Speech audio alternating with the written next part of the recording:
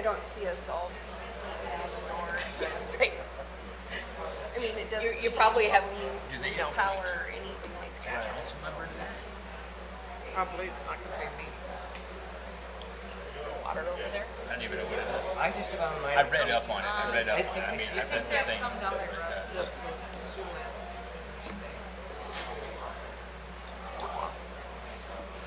All right. We wait. Those aren't my, Everybody ready? All right. All right, I'll call the meeting to order. Amy, would you mind taking the roll call? Yeah, Mayor Bogenreith, Here. Ms. Hoffman, here. Ms. Burhoop, Here. Ms. Strain, Here. Mr. Tucker. Here. All right, let's start by saying the Pledge of Allegiance. I pledge allegiance to the flag of the United States of America and to the republic for which it stands, one nation, under God, indivisible, with liberty and justice for all.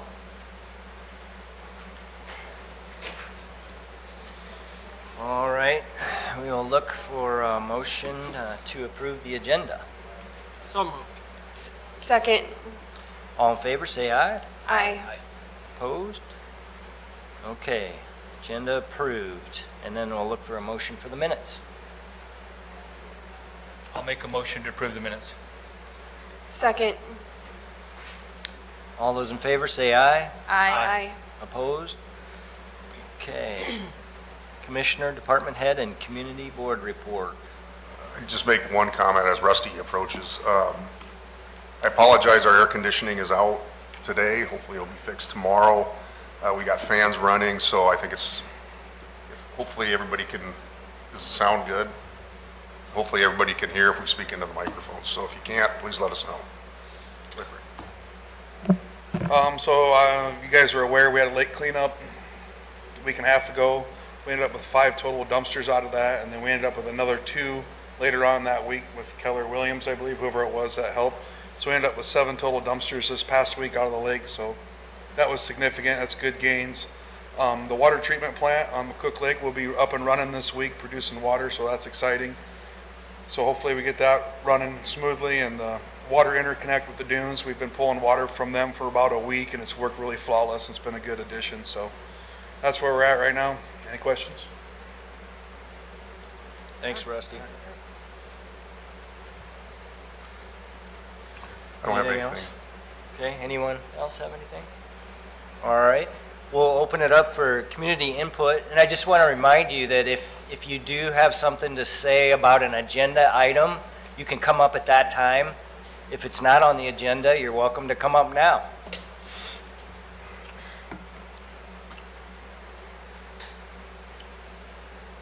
All right. No input there, so we will go ahead and get us started with the agenda items. Number 1, introduction to SIMCO and SRTS.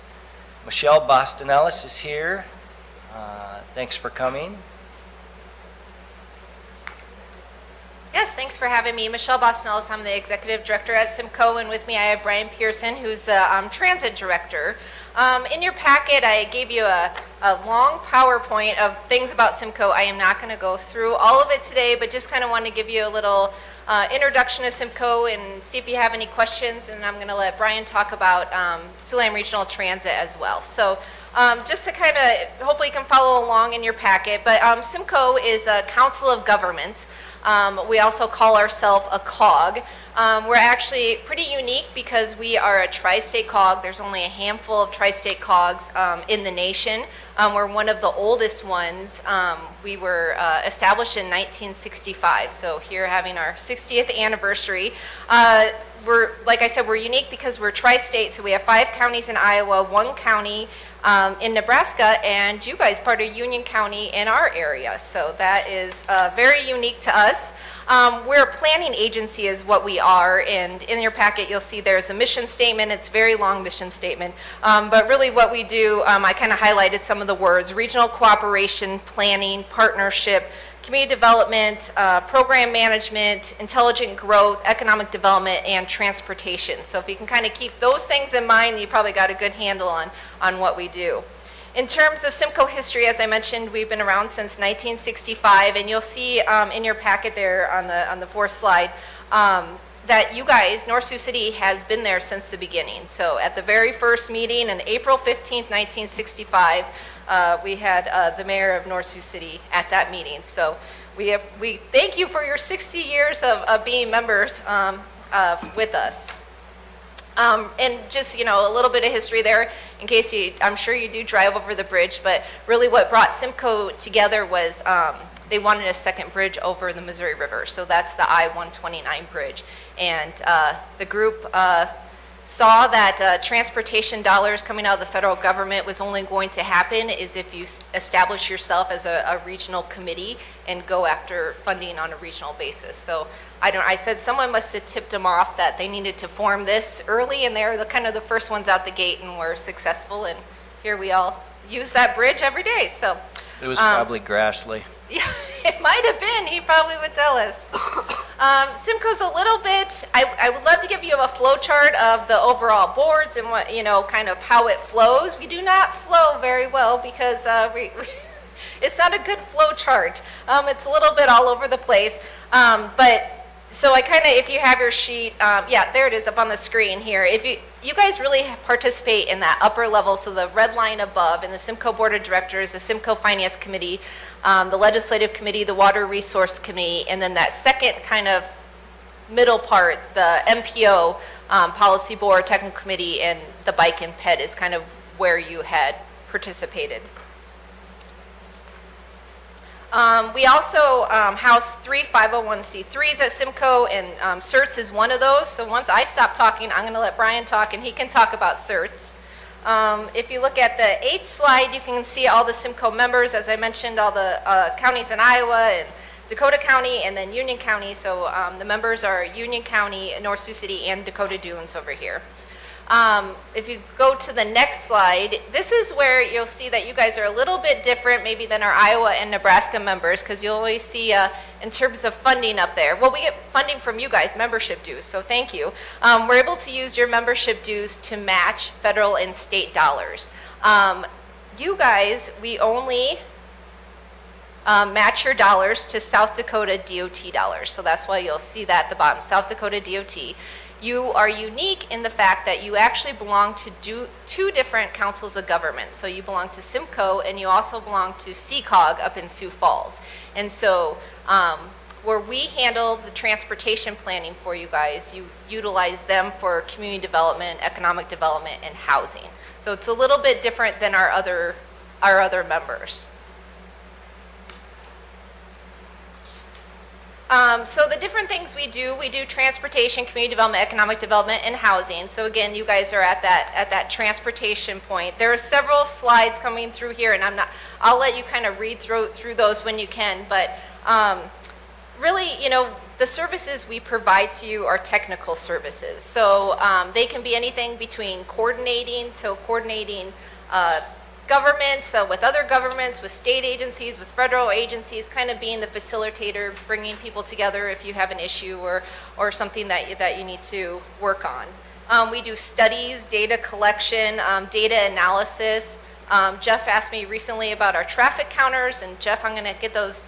They should be up and running next month, so you guys will be able to borrow those. We've been working on getting those upgraded. We can help with public participation or input if you have a circumstance going on that you want to hear from the public in terms of surveys or facilitate a meeting. We can help with that. We can help with finding resources. Usually that's an email or a call I get saying, hey, we have this project, what are our options for funding? And we can help you research those and come up with a list of those and what the matches are and the requirements. And then we can also do the grant writing and administration as well. A lot of our members also utilize us for GIS and GIS mapping. So those are some of the things you can do. Now, kind of going through the other slides, just for your information, you can kind of see what we, help with the other communities with. But again, you guys would go up to CCOG for those activities. And so kind of I'm going to flip all the way to the back to slide 19 there. I tried to make a list of kind of things that we've worked on in Union County recently. So we recently helped Dakota Dunes with some demographic data. We have a bus stop project assisting North Sioux City with different bikes and pedestrian projects over the years in terms of applications and planning and whatnot. We participate in the South Dakota I-29 corridor study in the stakeholder group that's ongoing. Participate in Dakota Valley Business Council, the SIMCO Water Resource Committee. So that one, they meet quarterly, but recently we were able to connect North Sioux City with the Army Corps of Engineers to kind of talk about the flood and the flood mitigation plan and what that could look like going forward. So again, that's kind of that facilitate, coordinate conversations. So we did that earlier this year. And then you guys are part of the MPO, our Metropolitan Planning Organization. And with that, you participate in our Transportation Improvement Program, or our TIP, and then our Long Range Transportation Plan. So in order for you guys to receive federal funding or state funding for transportation dollars, you have to participate in the MPO. So it's required. We produce an annual TIP that goes into the statewide Transportation Improvement Program, signals the DOT like, hey, they have done what they're supposed to be doing in order to get this money. And then you also participate in our long-range transportation plan, which we update every 5 years. We're in the middle of that plan process. And again, if you're going after federal dollars for transportation, that will be one of the very first questions you get asked. Is this project part of your long-range transportation plan? So it's really important that you guys are part of that MPO process so that you can make sure that you're getting the funding. Yeah. And so different boards and committees that you've sat on.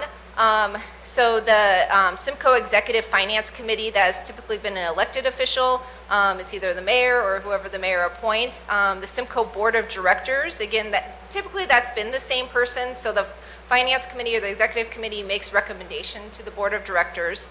Transportation Technical Committee, so that's a staff member, so usually default to your city administrator, so Jeff would sit on that. The MPO Policy Board, so that's an elected official. Again, the MPO Tech Committee makes recommendations to the Policy Board. And then some of the other groups that maybe you want to participate, again, not a quorum requirement, don't need to appoint someone, but if sounds interesting and you want to come to the meetings, we have our Bicycle and Pedestrian Roundtable group, and that's a good chance for you to meet with the other metro areas to coordinate different bike and ped projects. It's always good to know left hand knows what the right hand's doing. And then also our Water Resource Committee, again, no quorum for that. In the past, we've had elected official and staff participate in those meetings. So that's kind of where you're at with that. I guess before I turn it over to Brian to talk about certs, does anyone have any questions about SIMCO?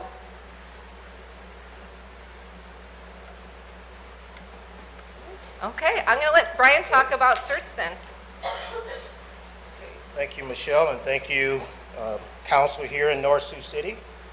First off, I would like to thank North Sioux City for the ridership support of our transit system. It's been an instrumental part of our longevity since 1980, which was spurred through SIMCO, through that process, and we have been moving forward ever since. Recently, we applied for a federal grant. It was a RAISE grant. That was the acronym that was used. It's now back to bill grant. It was $12 million to expand our bus storage facility here in Sioux City, and also more office space at our building. And then we would build a new satellite facility in Lamar's. When we built that facility in 2023, that facility was built with FY 2018 bill grant funds, and it was at 100%. And so what we applied for is for 100% to do the things that we want to accomplish, not only at the Sioux City location, but also at Lamar's with bus storage facility there, along with office space. We want to make Lamar's to be a second largest hub due to the size of the footprint. And then we'll also look to expand in the near future in Cherokee as well. And in conclusion, Although we don't receive direct support funds through, through North Sioux City, but we do want to grow this area. And currently, right now, we're doing about 200 rides from North Sioux City to Dakota Dunes mainly, which is in our service area. And then we're also, trips are coming from Sioux City into North Sioux City, which is roughly about another 200 trips. And we want to do more. We have hired recently close to 20 drivers, so that increase was about 35%.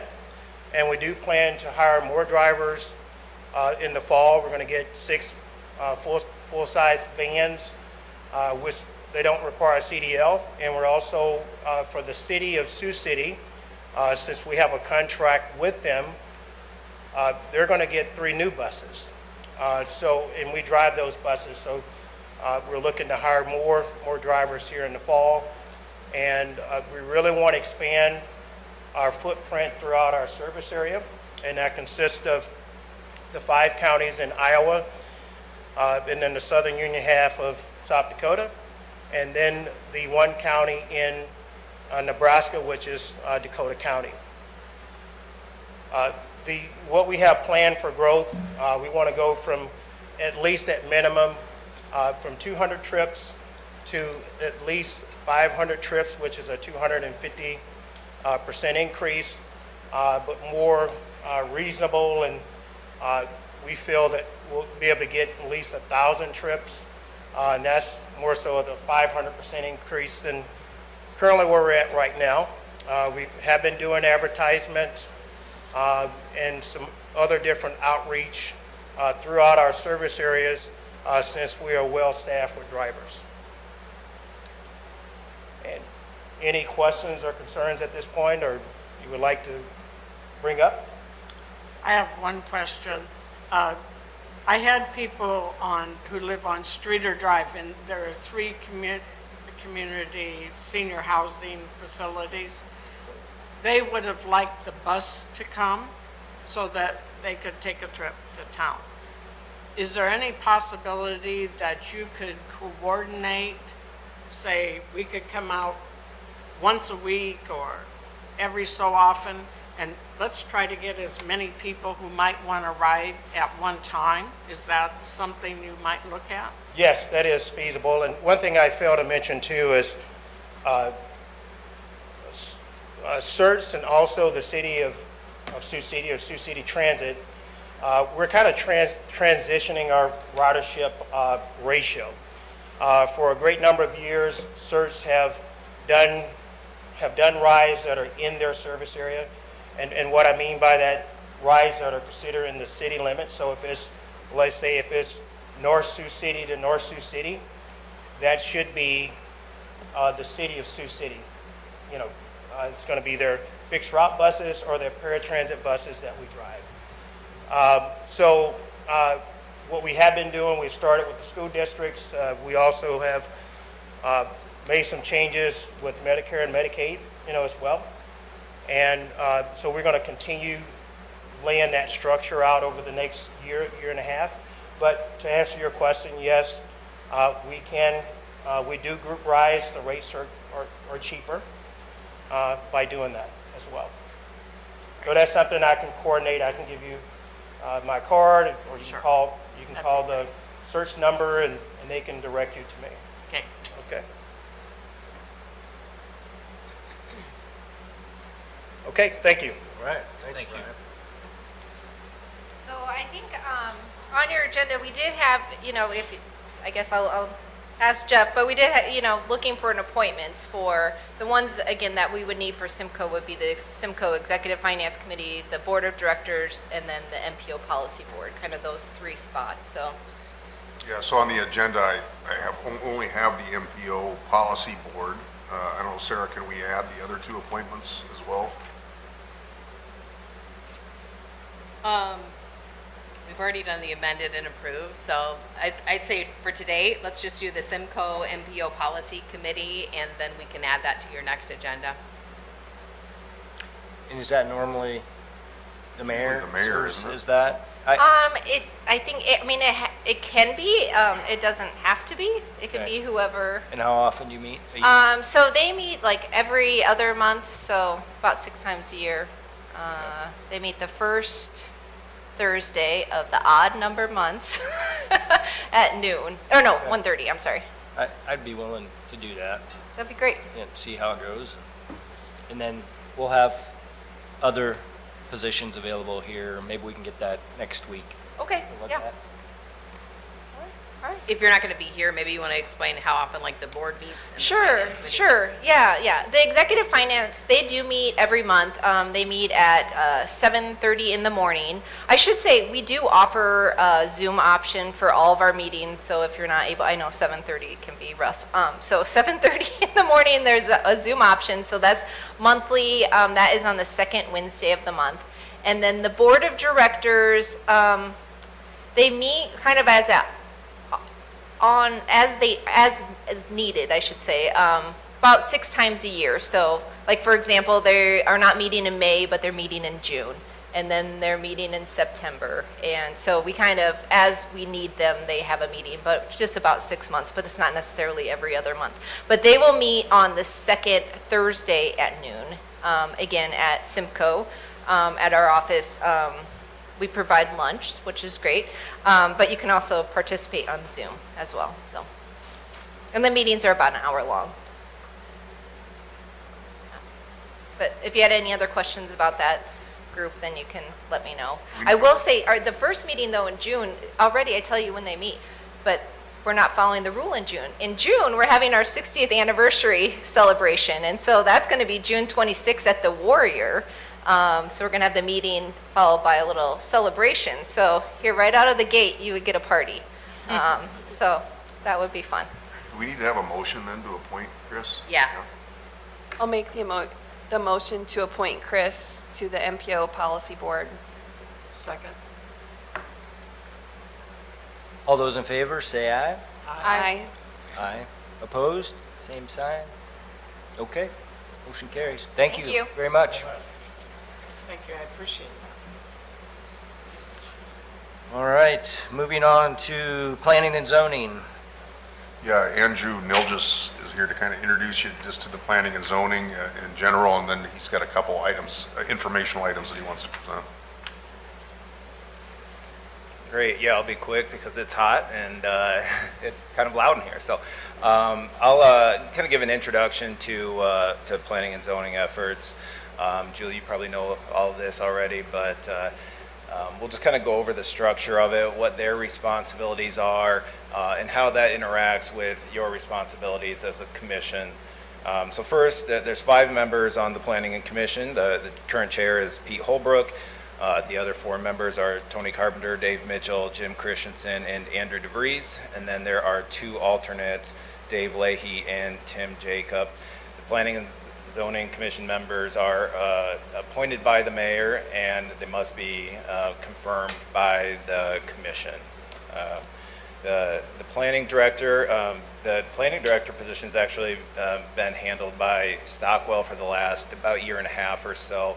So they've been the ones who have been putting together the agendas for the planning commission meetings, the minutes. They have a seat up here during the planning commission meetings. They provide guidance, expertise, and really help make the planning commission meetings function much more smoothly than they were prior to about a year and a half ago. So they've been a really good resource and have acted as the planning director for the planning commission.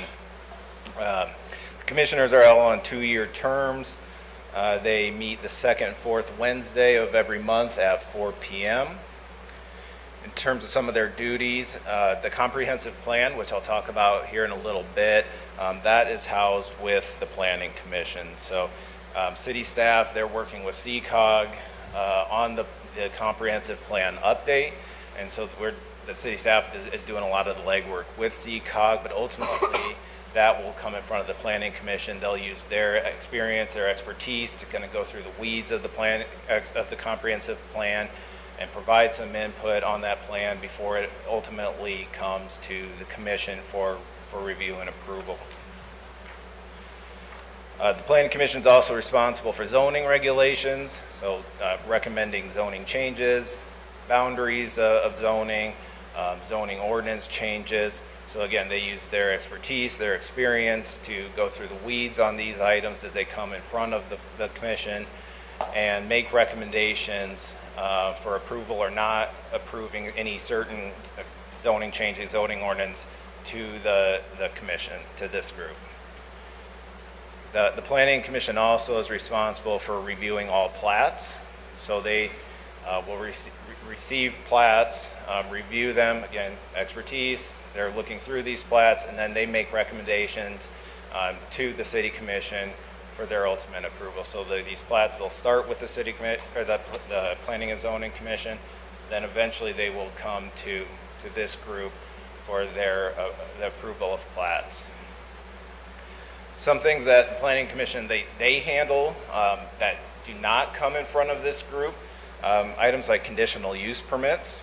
So, we have in zoning ordinances permitted uses, but we also have conditional uses. So there could be a case where, there might be something that, maybe it's a good fit, a project would be a good fit in certain areas, but maybe not others, and a conditional use permit gives the city some oversight to make sure a project is going to be, a good fit for the community and make sense for the greater good, right? So an example is the R1 zone district. Single family home, that's a permitted use that would not need to come in front of the Planning Commission or this group. But a daycare, that's a conditional use. So there might be certain areas in R1 where, yep, that makes sense, but there might be some areas where, maybe it doesn't make much sense. Traffic or noise or safety or, whatever.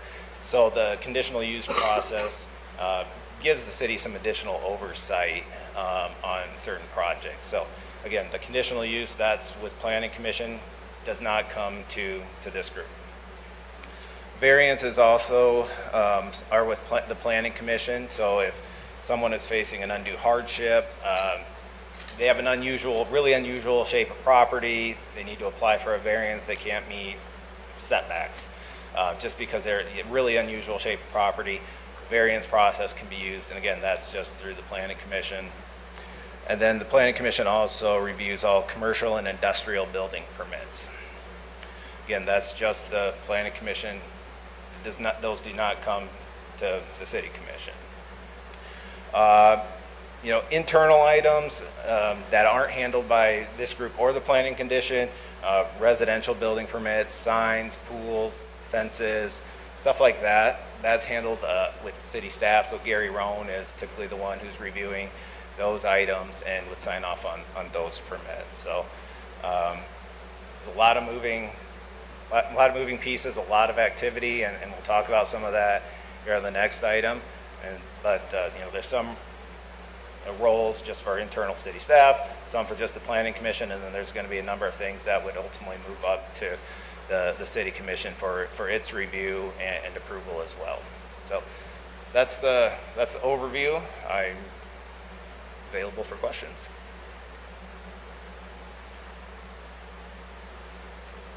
Or Jeff, if there's anything I didn't cover that you want me to touch on? No, I think that was a pretty good summary and introduction to planning and zoning. I would say, as we get into later in the year, and I've mentioned this before, one of the things that I want the Planning and Zoning Commission to take a look at and make recommendations to you are some of our subdivision ordinances, and some of our zoning ordinances, to kind of bring those up, bring them up to date and in line with the comprehensive plan update, which Andrew's going to talk about too. So there will be more work to do in the planning and zoning area to kind of update those, but those will come hopefully later in the year. Yeah, and that's the zoning ordinances. I would strongly advocate for some review and updates to those ordinances. Something we talked about several months ago prior to the flood. Obviously, flood hit. Zoning ordinances were not a priority at all. But as we work through several projects, again, we'll talk more about those on the next item. A need to update the zoning ordinances is really rearing its head again. as we try to advance some of these projects. There's just areas where it's incredibly cumbersome to get development done, and it's time.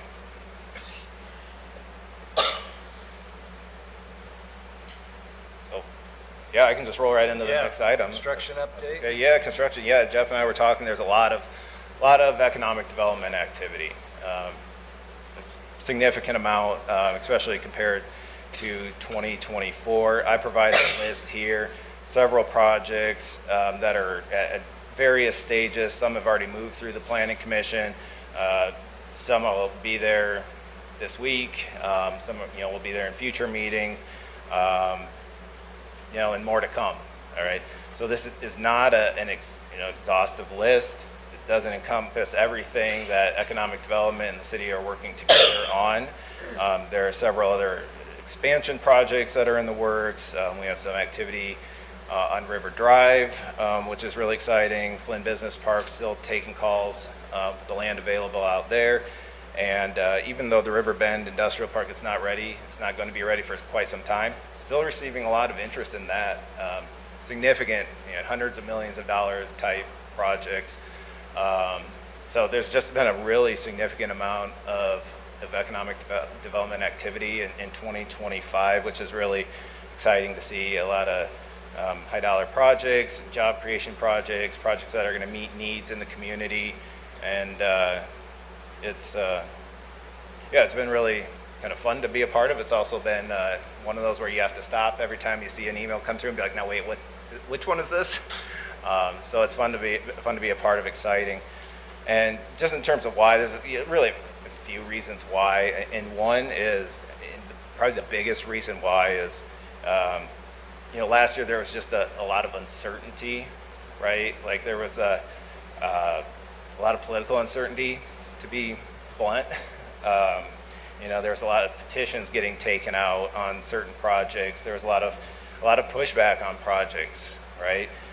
We had the change of government, which of course, which another, that was what it was. But if you're a developer or someone who's going to be investing, hundreds of thousands, millions of dollars, that provides some uncertainty, right? So, there was just a lot of things that, as I've had conversations with businesses, with developers, last year they're like, yeah, there was lack of confidence that they'd be able to actually have a fair, straightforward path for their projects. That in 2025, that hasn't been the case. So projects that were kind of on the shelf last year are moving forward now, which is really, really good to see. Again, they're just having that, okay, we know we're going to have a fair, straightforward, path. Makes all the difference in the world. Again, as a business, you have to have clarity. You have to have some certainty, right? There's other reasons too. Several months we weren't talking economic development because of the flood, right? So there were several months where there was no economic developing happening. All efforts were focused on the flood. So of course that was part of it.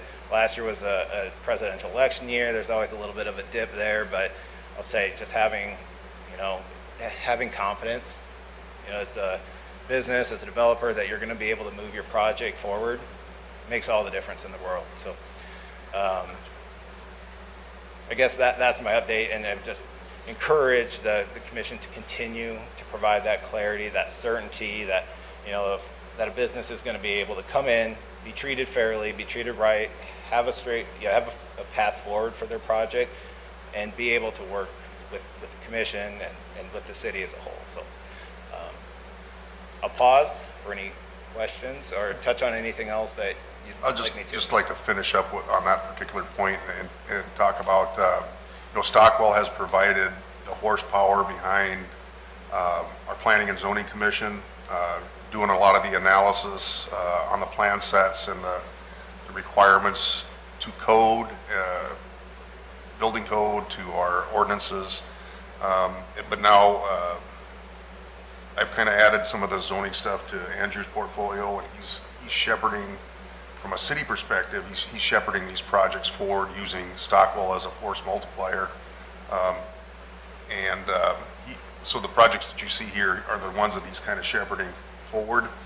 And those are the kind of changes we want to make within city to build more internal capacity to manage these things. And so hopefully in the coming months, you'll see some of that, some more of those proposals. All right. Are you going to talk, any questions about construction? Are you handling the comprehensive plan? I am. All right, All right. let's do it. Yeah, so we'll jump into that. So back in December 2024, the previous city council directed the staff to start working with our planning district, CCOG, to update the city's comprehensive plan. It had been several years since that had been done. It's time to revisit that. Unfortunately, the previous council agreed to direct staff to do that. That process kicked off at the February 26th Planning and Zoning Commission meeting, where CCOG presented some information as to what the process will look like going forward, and kind of go over what the schedule was going to look like. I did include the schedule. I think it is in the packet, I believe, and I've been in touch with CCOG. They are still on schedule, so the comprehensive planning is continuing to move forward as planned and as laid out at that February Planning Commission meeting. So as you can see, project kickoff was in February. They've done a review of the demographic changes, environmental constraints. They're onto the infrastructure piece of things now. Looking ahead, what their process will look like, they'll do the infrastructure assessment. That's the month of May. Then they'll begin looking at the land use plan. Eventually, this plan, as I mentioned earlier, will come back to planning and zoning for them to kind of do a review, a thorough review, use their expertise, use their experience to really get in the weeds of the comprehensive plan, provide updates, suggested changes to the plan so that CCOG can then incorporate those changes. And then ultimately, the Planning Commission would approve the comprehensive plan and move that forward to the City Commission for review and ultimate adoption. It says the end of September there, the land use, I would anticipate that they would be able to meet that deadline, then it would come to the Planning Commission for them to hash out, and then ultimately here, I'd probably say late fall sometime, probably November, if I had to guess the time frame for it. And one of the important pieces of the comprehensive plan is a survey. I included a link. It hasn't been distributed yet. I wanted to use this meeting as the kickoff for the community survey. I wanted the commission to be able to see it, have it available here, and then tomorrow work internally to get that on the city's website, social media accounts, and start partnering with the library, with the police department, with the fire department to start getting this community survey out. The survey is an incredibly important piece of this. It will allow the community to provide input on quality of life, parks, infrastructure, housing, I mean, you name it. It's a pretty comprehensive survey, we believe. And I mean, really, this is for the people of North Sioux City, right? So it's important that people take the time to, it's not a long survey. It's pretty straightforward, but I would hope that people take the time to provide their feedback, their input, so they can guide North Sioux City's comprehensive plan going forward. Again, that will be made live tomorrow. We're going to try and get this out, but would encourage everyone to, again, take the time to do it, and then share it with your neighbor, your family, your friends, anyone you know who lives in North Sioux City, who does business in North Sioux City. Do the survey, because again, this is for the people of North Sioux City, and it guides the city's future going forward. So again, that'll be live tomorrow. It will be open for 1 month, so May 13th through June 13th, that this survey will be available. So that's a really important piece of this, and again, this meeting kind of acts as the kickoff for this survey going live tomorrow. So as we talk to you about ordinance changes moving forward, some will be driven by what this new comprehensive plan says and identifies as priorities. But some of it's also going to be based on, experiences that the city has had in other developments, what could be done better, what could be fixed, and that kind of stuff. So hopefully by the end of this process, we will have learned from prior projects, and we will try to incorporate some of the new things that we learned from this survey and the comprehensive plan update that results from it. So this is going to be an important process that we'll have to have some discussion on as we get into later into the summer. How old is our comprehensive plan, and how often should we be doing one? Yeah, I believe the last one was updated in, I'll say 2018-ish, around there. It was just getting finalized when I came on board in late 2017, so late 2017, 2018, somewhere in there. I don't have a recommendation in terms of how often. I'd say but, every 5 years, it's got to be, But we're- should be at least be looked at at some level. Yeah, we're due for it. Yeah. Any questions for Andrew? All right, thanks, Andrew. Thank you. Moving on to McCook Lake mitigation. All right, we've been looking at some concepts for McCook Lake mitigation to try to prevent what has happened back in June of 2024. We've looked at a couple different concepts. At the last meeting, through discussion, the commission asked to look at a third option, which routes water through Lake Goodenough, and then down through, Lake Goodenough and Mud Lake, and then out to the Missouri River. And I think Ross is here today to kind of show you what the results of those are and kind of tell you what the costs and benefits of that particular option is. And then we'll have some more discussion about the concepts in general. Then we'll move into, there are two other items that I'd like to discuss as part of this topic. One is the hazard mitigation grant application that we intend to submit. And then the third item is the work order for which Stockwell has been doing all this work. So, Ross. All right, thank you, Jeff. First off, I don't want to spend too much time rehashing this information. It's kind of been reoccurring for the last several meetings here, but just to refamiliarize us with the project, this was the flood event modeling that we did from 2024, and since then we've been looking at options to mitigate this flood event. In the future, these are the two options we presented on already with the east and west outlet channels and one kind of diversion channel at the north end. And all of these options that we had really been looking at in fine detail involved routing that water back through McCook Lake and controlling those lake elevation levels so that we're not flooding out any homes along the lake itself. But some of the feedback we've gotten from you guys since we've been presenting this information is that you want to look more in detail at an option going further west over to the Lake Goodenough area and then routing south from there. So what that option would look like based on our modeling would still involve a diversion channel along I-29, nearly identical to the version we already presented on. So I'm not going to rehash all the details of that again. But essentially it's just an area to capture that flow. It still has to go all the way down nearly to exit 4 because that's still part of the area that's going to overtop on future flood events. And it's still going to involve that temporary levee construction across the I-29 corridor.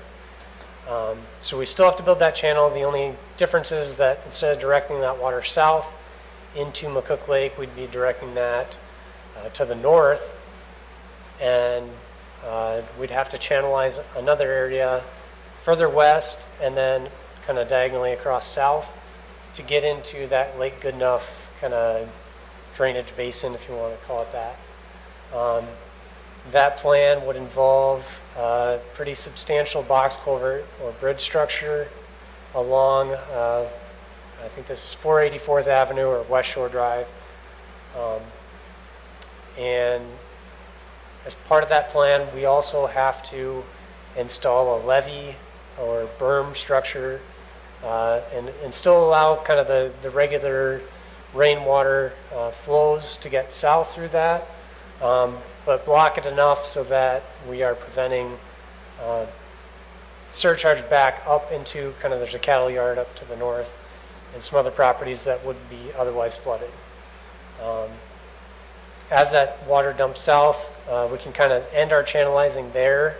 That's kind of what we modeled so far. One thing I wanted to mention though is that you'll see from the results when we show those that there's some issues with not channelizing that all the way through. And so another thing we probably are going to be looking at again a little closer is taking that channelization further south. To prevent some of those issues, it's going to add to the cost though. So this basin just kind of fills up with water. We are including another berm or levee around this subdivision, this rural subdivision out here. Otherwise, there's going to be some issues with flooding in that development as well.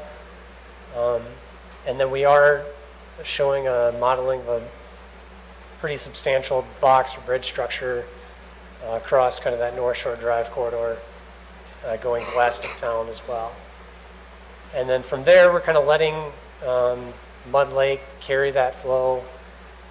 And then it eventually overtops that Mud Lake to the south, and then we're kind of picking up our channelizing. Again, there we'll have some sort of outlet structure to control the water elevation at that point. But then we're taking that water directly south through another channel to the Missouri River. And we would still want to include some sort of gated control structure or include the plan to install a temporary berm across that in the event the Missouri River would flood and cause water to come back up into our channel. So with that,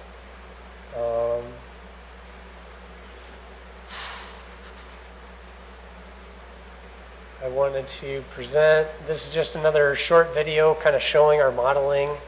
Once again, I don't have, our model is introducing the flow at the I-29 corridor, but you have to kind of imagine with all of these scenarios that everything to the east of I-29 is underwater as well, if this water is getting across the interstate. So it kind of moves quick here, but we're already 2 hours into that flood event. The water's been captured in our diversion channel and it's starting to make its way west towards that Lake Goodenough area.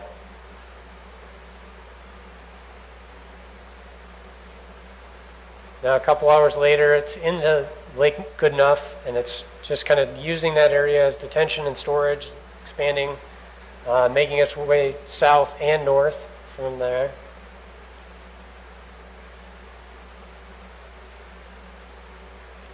Okay, so now 7 hours in, it's still working its way up to the north. It's now crossed through our outlet structure across what would be the extension of North Shore Drive over here.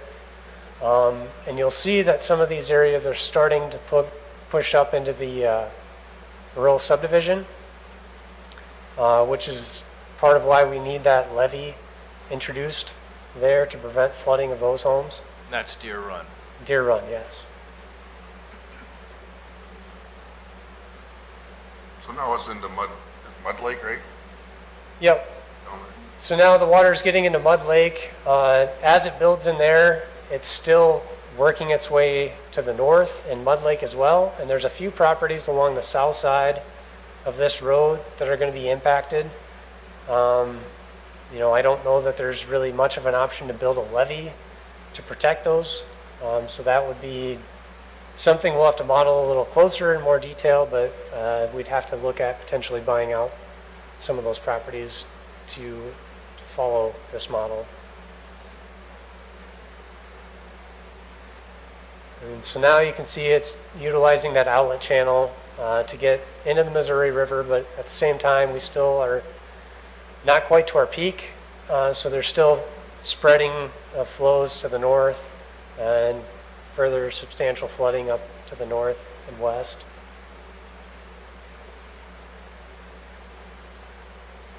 And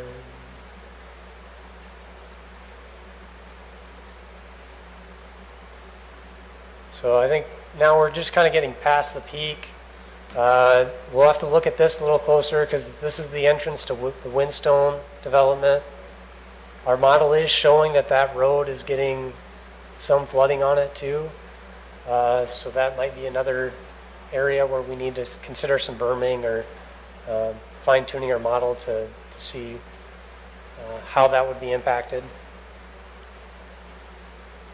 And through the rest of the event, it pretty much stays about like this. And you'll kind of see that north area start to dissipate as the water works its way back to the south. But this is essentially the peak of the event with the inundation levels. So none of the water gets out of this diversion channel on the north end. It doesn't introduce any new flows into McCook Lake. But we are substantially impacting this area up to the west. That, a lot of it would have been impacted by the previous flood event regardless. And then we're introducing this new channel through kind of state property to the south to get into the Missouri.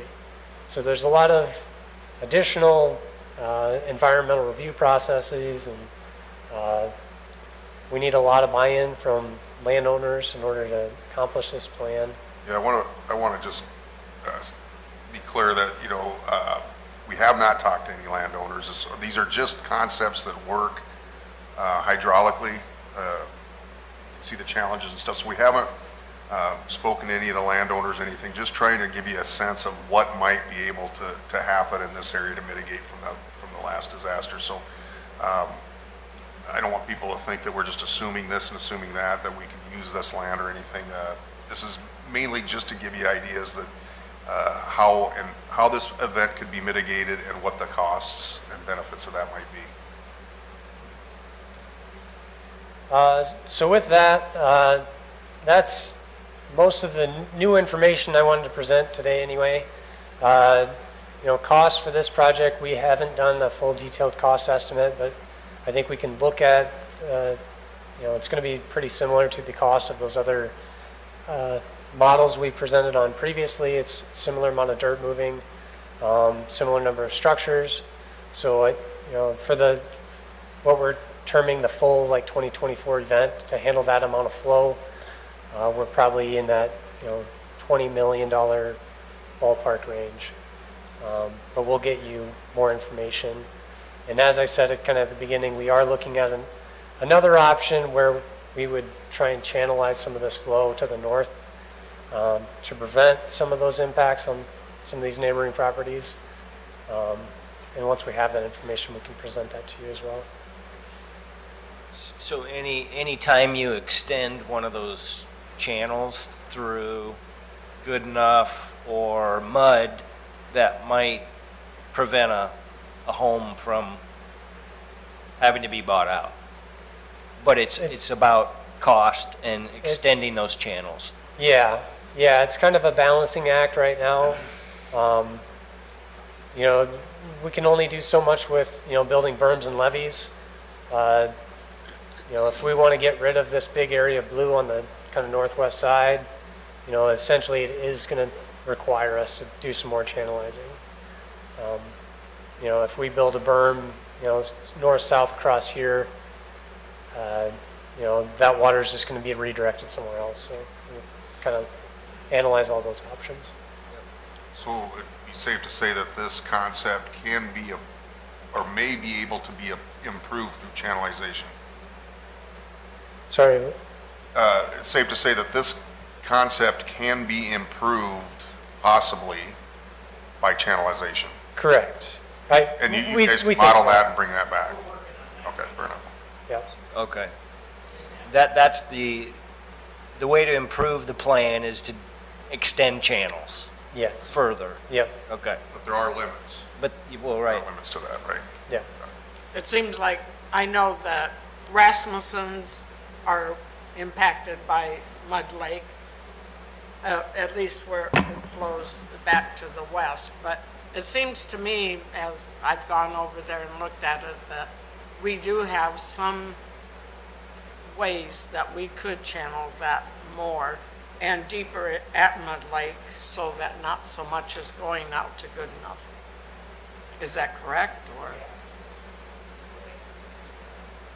Yeah, I think we could look at doing some, deeper channels and expanding on those, existing drainage areas to make that, improve that model a little bit. I mean, everybody knows that's where the river used to go, and the river likes to go where it used to go. Yeah. But if we can help get it down Mud Lake instead of so much over at Lake Goodenough, I think that'd be a nice option.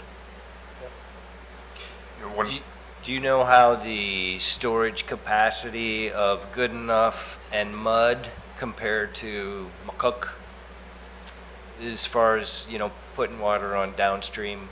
We don't, I guess, we don't know I can't answer that specifically right now, but, I mean, just keep in mind that these models are pretty accurate, and so anytime that we show this water backing up, it's based on existing LiDAR information, so it's pretty accurate, but as far as the volume, I can't answer that tonight. I could get you that information.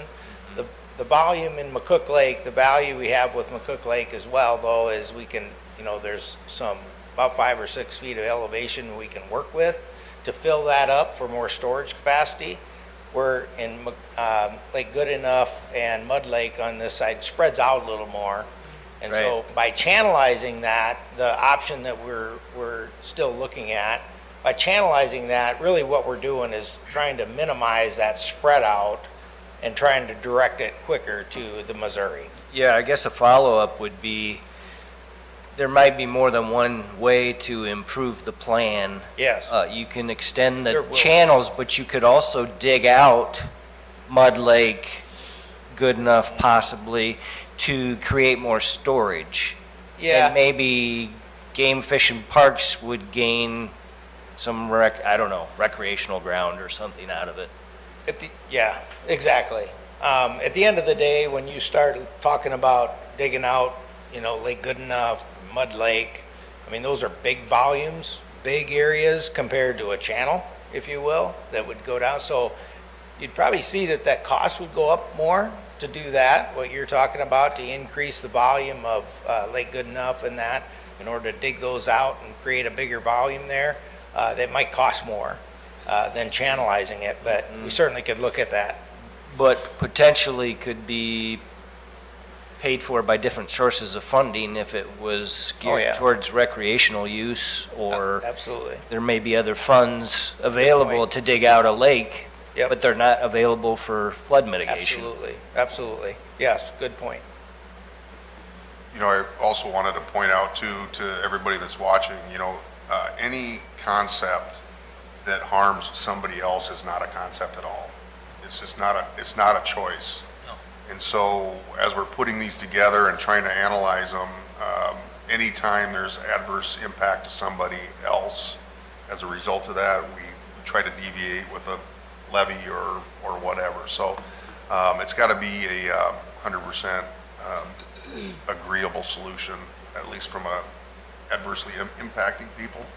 And we would never propose anything or pick anything that would harm somebody else in this process.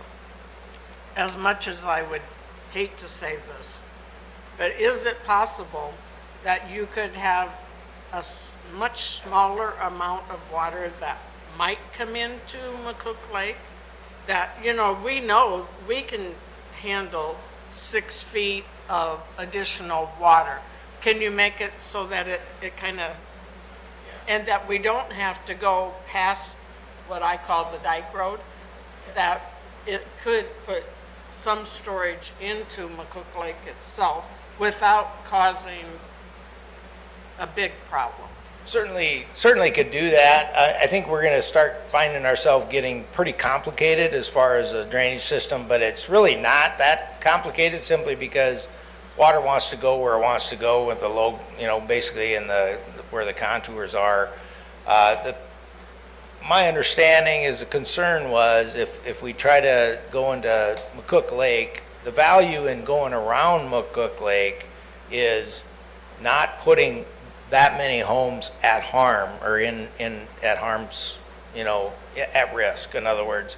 So if we can reduce the amount of risk that we have, that's a better solution for FEMA and the route. So the one thing I do like about going around, even though it's probably, I know it cost-wise, it's similar, but you'll find that the channelized option, when we go to McCook Lake, will cost more, but it may be a better risk ratio simply because we're not going to put as many homes at risk by channelizing it to McCook Lake as we did by dumping it into McCook Lake, if that makes sense. Well, yeah, and the other thing is, it contaminates the lake that Right. people swim and fish Right. and boat in, whereas Right. Mud Lake, it wouldn't probably be as big of a Right. deal.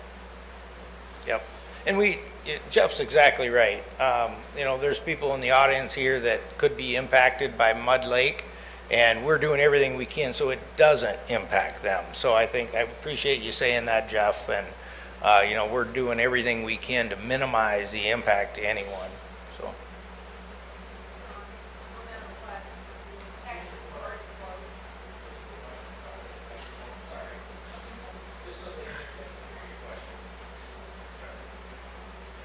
Pam Edwards. I just was curious as to whether or not exit 4 is closed no matter what plan is utilized. Yeah, okay. With these considerations that Stockwell has been putting together, yes, Exit 4 is still implementing the Corps of Engineers plan that was implemented last June. Yeah, come on up if you could and use the mic, because since we're recording these, it's hard for the people at home to hear it without the microphone. Dan Tagstrom, 16 Deer Run. I see that, you're You putting water. pull the mic up. Okay. There you go. Putting water into Lake Goodenough there. And to the west, there's a lot of farmland that's being affected up there. And not only the homes and the development, you're not showing anything that you're going to stop the water getting into Windstone either. Probably the lowest area there is what they call Collins Lake, which is the strip to the far east of Lake Goodenough that is right along the riverbank, the old existing riverbank, and that channels right into Mud Lake, and that's actually the lowest right now. And then you would have to me, a levee system following that down into Mud Lake. And you keep all the water out of Lake Goodenough. There isn't any reason, if you try to dig out Mud Lake to make it into a recreation area, where's the water going to come from when it's not flooding? How are you going to get water in there? Good question.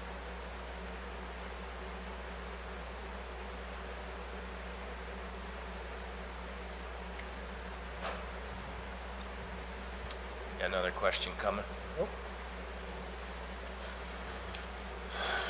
Greg Meyer, 143 Suncoast, and I just have a couple questions.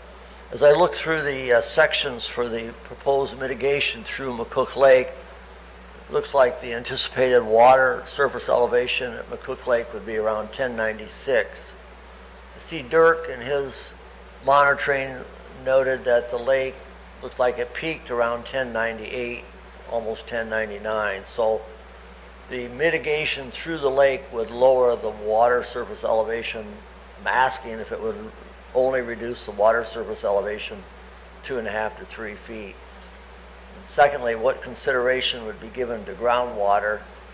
I know at my house, personally, the groundwater was coming up through the basement floor about an hour before it came through over the levee and through my basement door. So I know maybe there's some attention been given to the walkout basements along Suncoast, but some of the homes that don't have walkout basements may have deeper basement floor elevations and therefore would get flood damage from the groundwater. It was really rather quick, amazingly quick, how fast the water came into through the groundwater into my structure. So and that may be to your point, Chris, about the damage, or John, maybe about the damage that might be occurring to other homes if you're routing it through McCook Lake, because there could be homes that are getting damaged that don't necessarily have a walkout basement.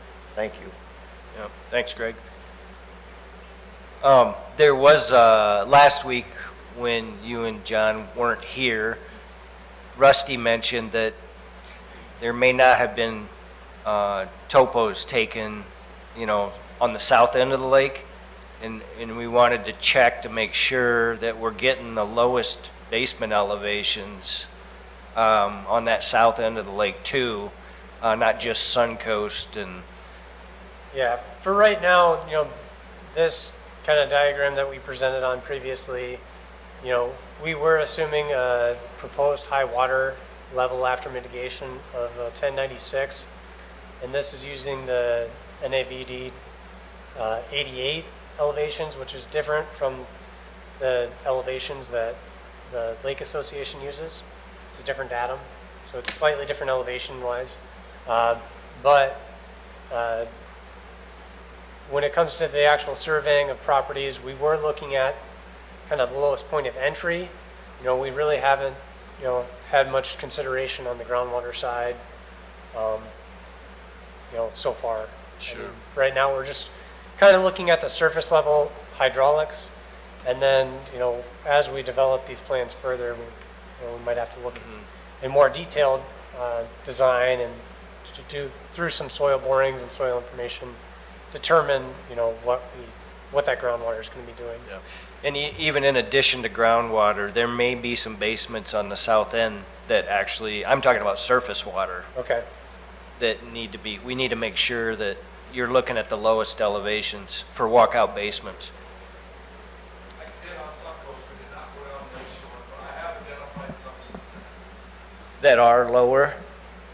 that I talked to residents who own the property, and I have not done it. These shots are some coast, we have not been down Lake Shore. Okay, thank you.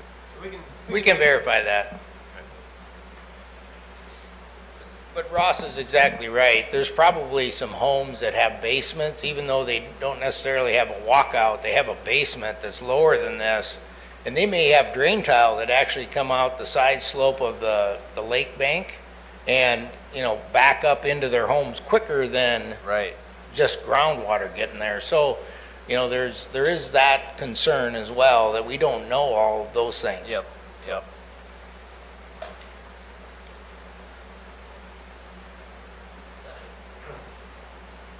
The groundwater is a good point, because all of Deer Run is built on sand. And even this last flood, there's a higher part through the middle of my backyard, but the groundwater came up next to the house, just in that short amount of time, the one or more days. It was probably all the water, no water left Lake Goodenough to the Missouri River. It all evaporated. So the water was coming up next to our house through the ground. And in 2011, all the houses out there were affected, because the whole development's built on sand. Okay, thank you.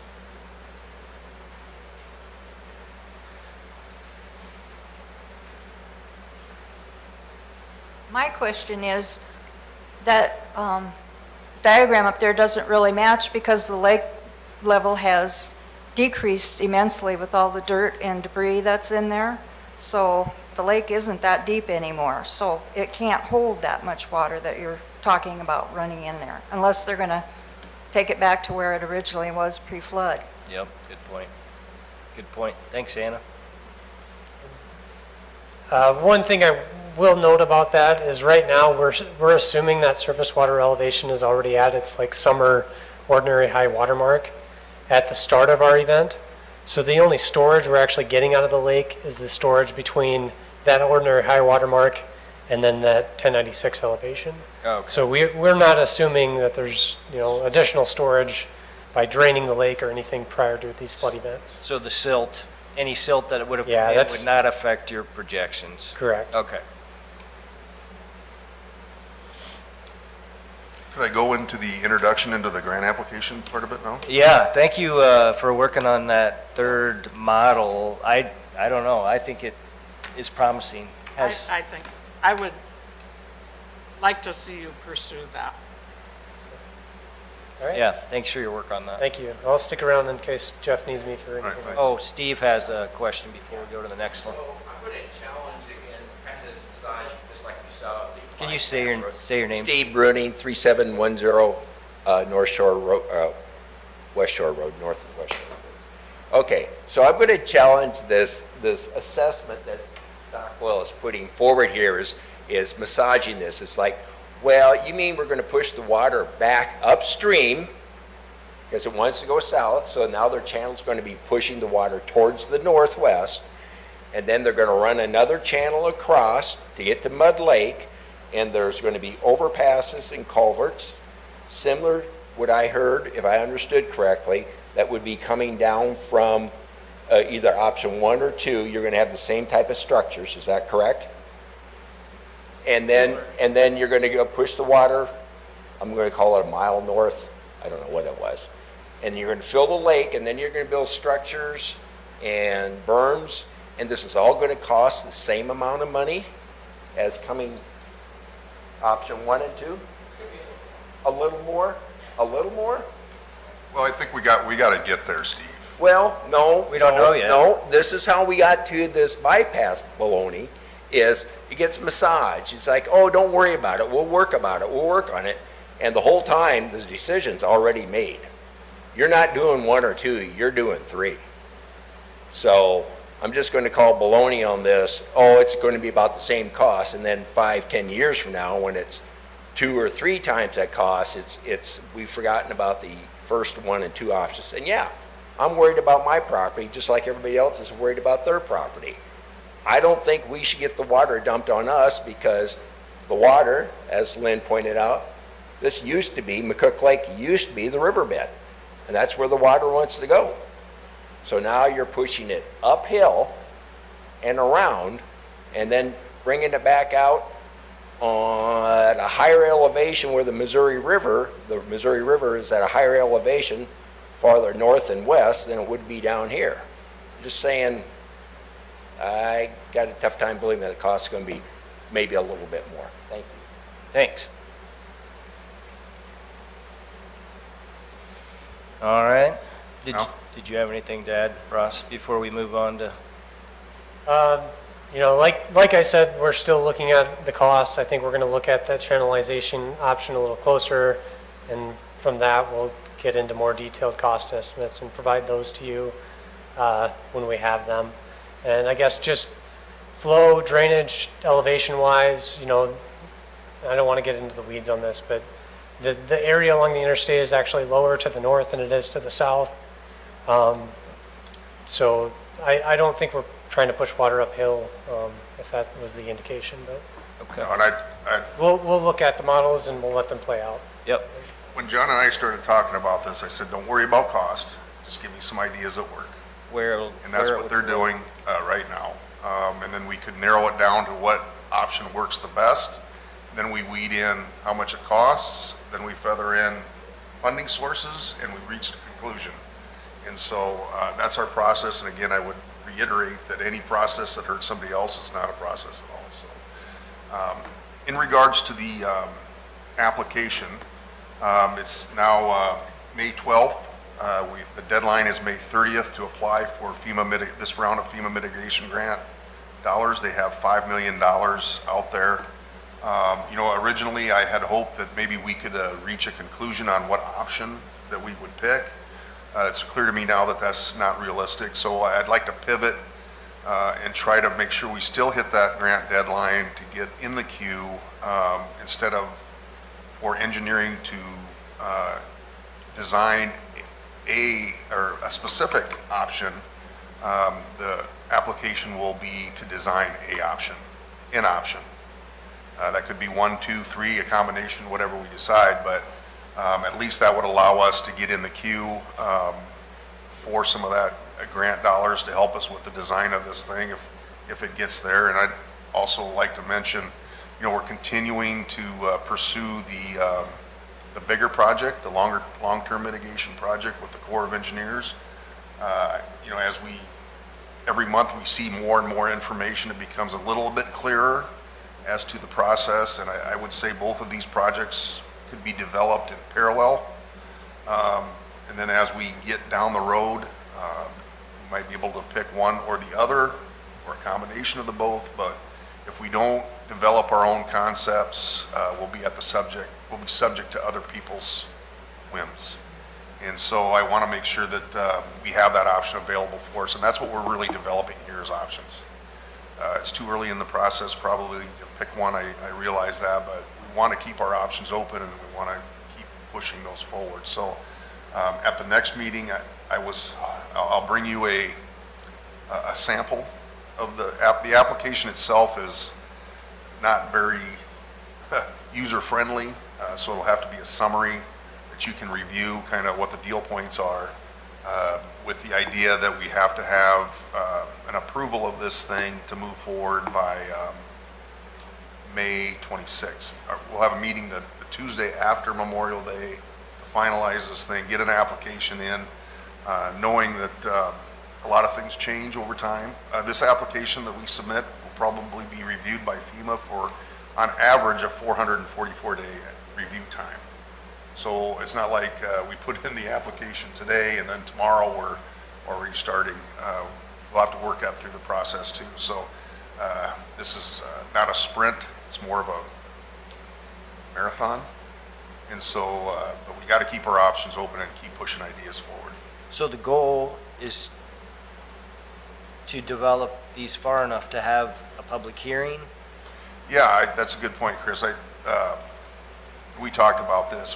One of the things that we need to do is have a public hearing on this process, and given the 2 weeks, we just don't have that time. So over maybe the course of the summer, we're still developing these concepts, taking input, public input, modeling and deciding. In the meantime, our application for design is pending at FEMA while we develop the concept we want. And then also in that time frame, hopefully the Corps of Engineers will be developing their process. We'll learn more. We'll know more by the end of the summer than we know now on that. So we'll just have to keep massaging this thing forward and trying to get some sort of traction on one of them. All right. I think next up is consideration of Stockwell work order. Right. John's here to speak on that, but as I have mentioned that back in January, we started putting these concepts together between John and I, or Stockwell and myself. We kind of tried to come up with some concepts that we could present for solutions. What this work order does is pays for all that work, and that includes all the modeling, all the design work meetings, all that stuff, to come up with what you've seen today. And this particular contract was initially meant to bring the concept that we pick to 30%. Now, we're not going to get to that part of the contract, but we're still doing a lot of modeling. We've added concepts, we've modified concepts and that kind of stuff. And that's what this work order is designed to do, is pay for those costs for Stockwell. So I hope I didn't steal any of your thunder, but. Thanks, Jeff. Yeah, exactly. I mean, this is modified, or it's evolved a little bit since we developed this proposal, but it's been a good evolution because we've got some good feedback. We're going to want more feedback as we progress, and I think this scope of work included a consultant out of Rapid City. Well, they're a national firm that have done some modeling for the entire state of Iowa and South Dakota, of the Big Sioux River and the Missouri River, and they're updating, as part of our scope of work, they're updating their models so that they have accurate models of the Missouri and the Big Sioux, especially after this flood event in 2024 and some previous events that have happened. So they're able to update their model so that we can more accurately estimate what flow rate is coming over that interstate so that we can control and identify how much water we have to try to channelize. And so what this scope of work does is includes their updates to their models. It has Stockwell is preparing the models for the channelization that you've seen here.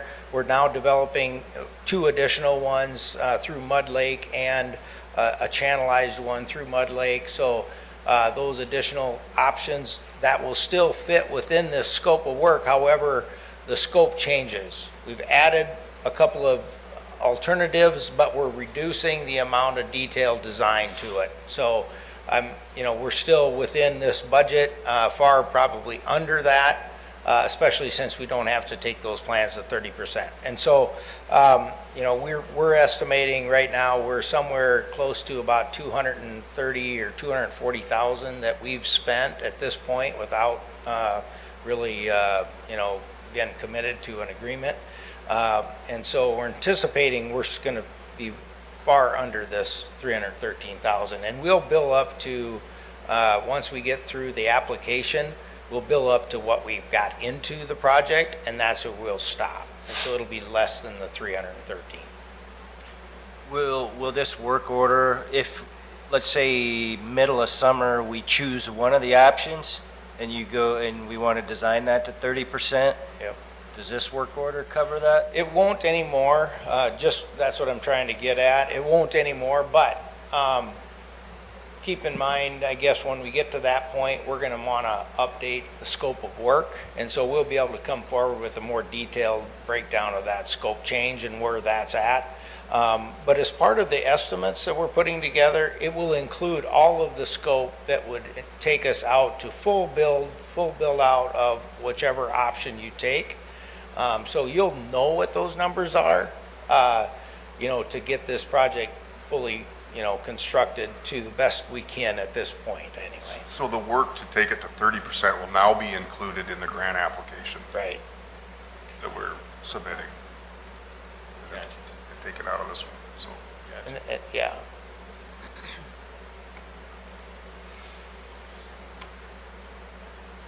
So if you have any questions on the scope, I'd be glad to talk more detail about that, but, or we could come back, it's up to you, Jeff, if you want us to modify this scope or if you want us to just approve this one tonight and then eventually we'll modify it.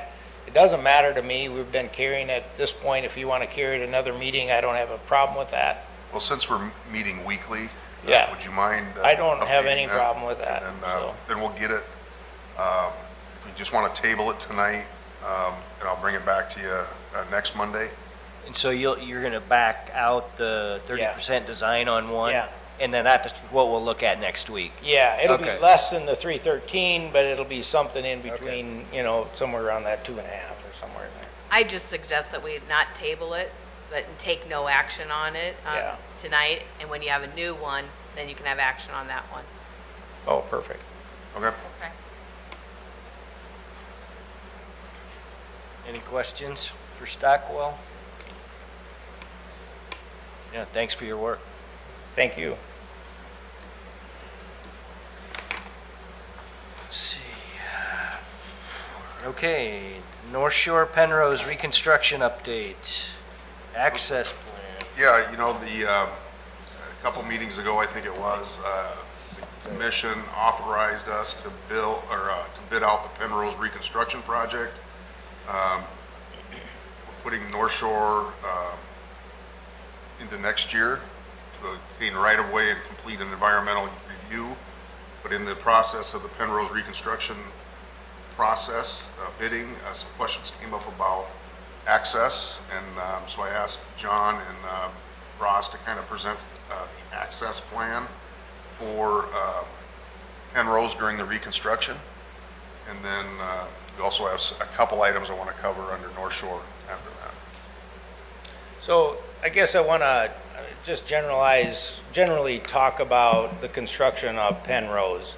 We've got probably 6 or 7 homes that are directly impacted. So their driveways, their access to their homes are directly impacted. So it isn't like they can, there's times when they're not even going to be able to get into their driveway. So they're definitely impacted. They're going to have to park somewhere else. Either the north side of the Penrose or on the south side along North Shore, which we're planning to have some parking area along there. We're also planning to have some temporary walking areas along one side or the other of Penrose so that people, if they do park on North Shore, they can walk up to their property, things like that. With this type of a reconstruction, unfortunately, you just can't, you can't build the road off-site and then move it in. We'd love to be able to do that. So we have to build this on site. And so it definitely impacts people. And so we're working the best we can to make sure we can get these folks accommodated as good as possible and to reduce the length of time that they're impacted. So we've got more than one way to get these residents in and out. One is we're going to be parking them on North Shore for a period of time where they can park on North Shore, walk up to their homes, and back to North Shore. And that is the extreme condition when it's the biggest impact to them. It's when we're doing the water main in front of their home, or it's when we're doing the concrete pavement in front of their home. And so they're not going to be able to park in their driveway, for example. But the people that are parked north of the construction zone will be able to get in and out of there one way or the other, whether that's on the west access road that is going to be removed by July 1, and that's the biggest concern that everybody has right now. And then the other access that we have temporarily is through the school's property. And we fully intend to utilize that property on the east side of the ball fields as long as we can, so that those folks that live on the north side of Penrose can get in and out of there. We're coordinating closely with the school district. They're doing some work on their parking lot. You guys are going to be doing a project for the school on their parking lot, and that's going to be in front of you probably at the next meeting to consider. But the way that we are going to be getting these folks in and out of there is going to be a combination of temporary access on Penrose, the temporary access on the Bruning property, or the temporary access through the school's property. And these folks, they're going to have a way in and out of there most of the time. But there will be times when they can't get in and out of their property. And so at that time, we'll be asking them to either park on the north end of Penrose or on the south end of Penrose along North Shore.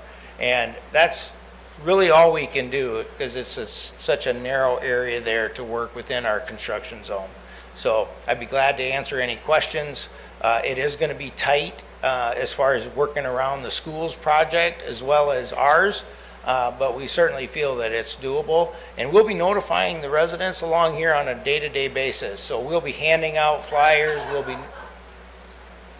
We'll be notifying them on flyers in their websites, or we'll be notifying them, on a door knocker, or something, handing it out on their doors and things like that. So we'll be notifying them on a regular basis. So the right-of-way or the easement is available till July 1st, correct? Yes. So that'll be available to the people on the north end of Penrose. Why are we losing that July 1? That was what the agreement was settled on back in, some time ago, when it was originally agreed upon. When we entered it, there was a finite end date. Yeah. For that. Who's the agreement with? The Brunings. Oh, there's Steve. Yep. And just to be clear, Would you do it in the microphone, Steve? John, when you called me, I said, we had talked, and I'm just clear, want to make sure everybody knows. We talked, and I didn't have a problem extending that for the people who live there. And that's not being, I don't think, expressed clearly. So. The agreement needs to be mutually agreed upon. And so he's exactly right. There has to be a written document that's produced. It would have to go back and forth between the attorneys to get that extended. We can work on that. Okay. The other part of the road is a cul-de-sac, essentially. And so whenever you have a cul-de-sac, there are benefits to that. There's not much traffic to that. The downside of that is when you have repairs, especially at the throat, it limits access. And then there's always, on some cul-de-sacs, it's the snow removal on the end of it becomes a problem because all the snow wants to go out. So it's just the challenges of how the Penrose is designed as a one-way or a cul-de-sac, and then the easement situation. We can look at it. Can we rent some golf carts, a fleet of golf carts or Sure. something to help That's people get certainly to an their option. cars? Absolutely. I mean, Absolutely, that's a great idea, actually. I mean, short of, I think, we've got a pretty good plan. It's just, we've got to have the cooperation of the residents to make that plan work. And so that's what we're going to ask the residents, work closely with us, and we'll work closely with them to get them in and out in one way or another.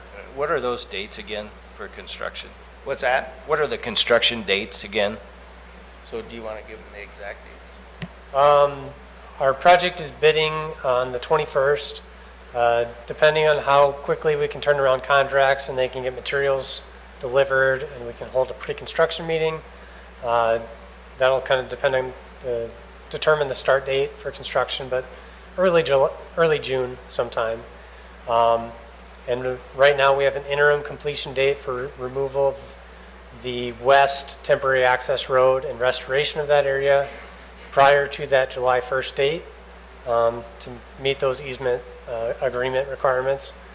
And then the remainder of the project, we anticipate the paving to be done on Penrose probably in August, but we have an overall completion date for the seeding and restoration and everything of September, I want to say around the 7th. I can't remember the exact date off the top of my head.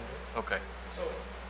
So, right around, we're going to work very hard to make sure that, Penrose is open as close to school opening as possible as well. Just because we do have a lot of traffic on North Shore then, and we want our contractor as far off of there as possible as well. So the second part of this agenda item is discussion on North Shore. If there, But yeah, is there any comments on Penrose first? So maybe you have ideas on how this could be better. Yes, I'm Debbie Olson, and I'm at the end of that road, and I feel like we really do need access, and if we can use that back road longer, I think that would be great, because there's just so much stuff going on down there, and dirt, and it's already a complicated situation, and if we can't get out on that road, it's even more complicated. Yes, thank you.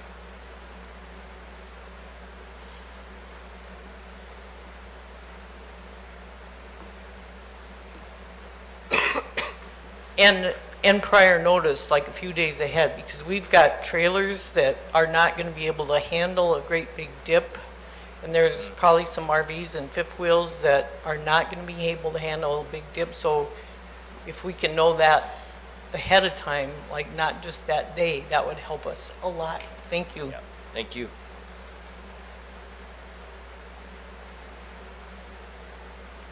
In response to that discussion that's happening right now, I Kathy, think that could you say your name? I'm Kathy Roberts. Thank you.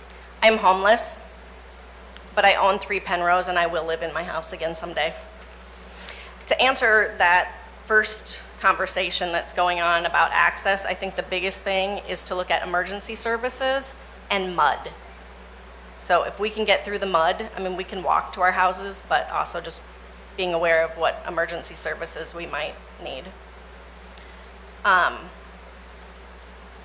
I really want to let you know, and I would have probably brought this up at the beginning of the meeting, but I could not get off work a minute earlier. But I'm here to let you know about the behavior of the engineer, John Brown from Stockwell Engineering. I attended a meeting with him and Jeff Dooley about easements on Penrose, which our entire neighborhood did, and since then I have not talked to Mr. Dooley. This is not about him whatsoever. I have only dealt with Mr. Brown. Mr. Brown is attempting to negotiate easements using threats and intimidation, or you could easily say bullying and blackmail. At my core, I am a person who gives people the benefit of the doubt, and I'm going to give you guys all that benefit of the doubt that that is not the way you want to treat your citizens. I have been told by Mr. Brown that in exchange for my permanent easement, and let's remember what a permanent easement is, I would continue to pay property taxes on this property. I would continue to maintain it, but I'm not allowed to use it. I can't install a fence. I can't have a swing set. I can't even landscape that land. But for the permanent easement of more than a quarter of my property, my land would be filled. He has gone on to say that if I do not give that permanent easement, that my land will not be filled. He has also added that if I do not give that easement, that my neighbor won't be able to build her garage. I don't need my neighbor believing that I'm not cooperating with some easement, which is why her driveway continues to fall into the 22-foot trench in my yard. There is no culvert that you can put in my yard big enough to fix all of this. I was told by FEMA reps, as were many of my neighbors, that the city would be given or reimbursed money to fill in our yards. I don't know how to make that happen. That's not my area of expertise, but I'd really like to see that happen. And since I'm giving you all the benefit of the doubt on how you would work with me over this, I think we can come up with a solution that's professional and respectful. I am not unreasonable. I am not rude. I am not difficult to get along with. I just ask for professionalism and respect, and I'm asking that John Brown not be involved in the negotiation of my property in any way, shape, or form from this point forward. Thank you. Thanks, Kathy. Let me provide comment on that. I was involved in those conversations with John. I directed John on those things. I wouldn't agree with the total assessment of that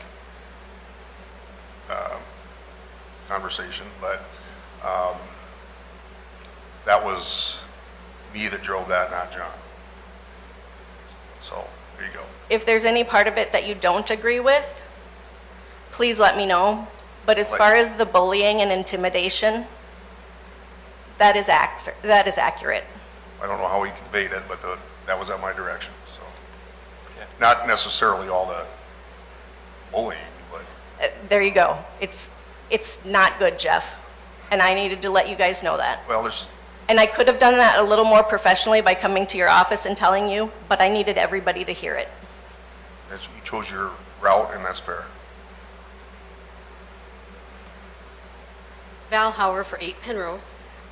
You talked about maybe golf carts. Have you gone down there when it rains? It is a mud mess. This is my daughter's house. When it rains, this is her yard. She has to go through.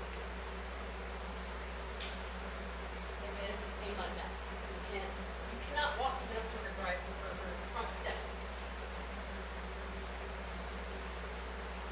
So golf carts, you need like the track back or the bobcats that we've been using to get through it. You can't even just use the ones with the wheels. So a golf cart will not work. They need a path to get up to their house. They will gladly walk, but they're also worried about their cars, if they park on North Shore, that they're going to get sideswiped. That's very narrow out there.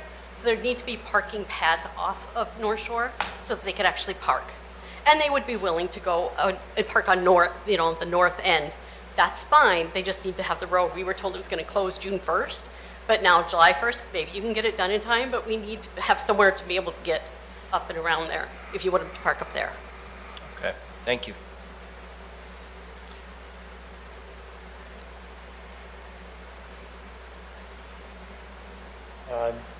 I'll try my best to address a couple of those things. As far as the parking along North Shore, we do have that included. There's a separate gravel parking area that'll be adjacent to the temporary asphalt pavement. We have that included in the plans right now as a parking area for those residents for the times where we can't get them all the way to the north end. We anticipate the grading of this corridor to happen first. I'm not going to pretend that it's not going to be muddy at times, because that's just the nature of any construction project. There's going to be times where it might rain for a week and there's really not much we can do about that. We are, that gravel access path that we have in the plans to get residents through the kind of core area of the project. We do have it set up with a specific typical section so that, there's a drainage swale off to the side of that to to try and keep that trail as dry as we can. Obviously, when the contractor has to dig through it at times for utility installations and that sort of thing, they will be responsible for maintaining and restoring that access back to, you know, existing conditions that are, you know, at the engineer's direction. All that work is included in the plans. So we'll do our best throughout the project, but you know, we can't make it not, you know, muddy for the entire duration of the project. So we'll be working closely with residents throughout the area and, you know, serve them as best we can. So can somebody educate me on this easement thing here? Because it sounds like if we don't have the easements here, it's not going to matter if we're going to get Penrose done or not, right? I mean, if we can't get the easements from the property owners to get this thing accomplished, if we're being nasty to Kathy, then we probably need to get that fixed. If we don't have Kathy on board, it can be kind of tough to do that, because she's right, there's a pretty good hole there. You want me to Well, respond? We have the easements we need to build the road. Yeah.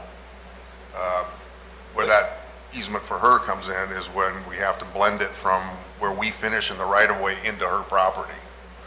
So we can build the road, we just can't blend it into her property. And I can elaborate a little bit on that. Originally, we've been looking at a way to extend a storm sewer system from Penrose west to the school district's property. That gully kind of washed out through there, so we were anticipating extending a storm sewer there, and that was where the request came in to extend storm sewer and acquire a permanent easement from 3 Penrose. In exchange for the easement, what Jeff and I had talked about was to fill in the private property in order to install the storm sewer on private property in exchange for the permanent easement. The construction easement that we need is along Penrose.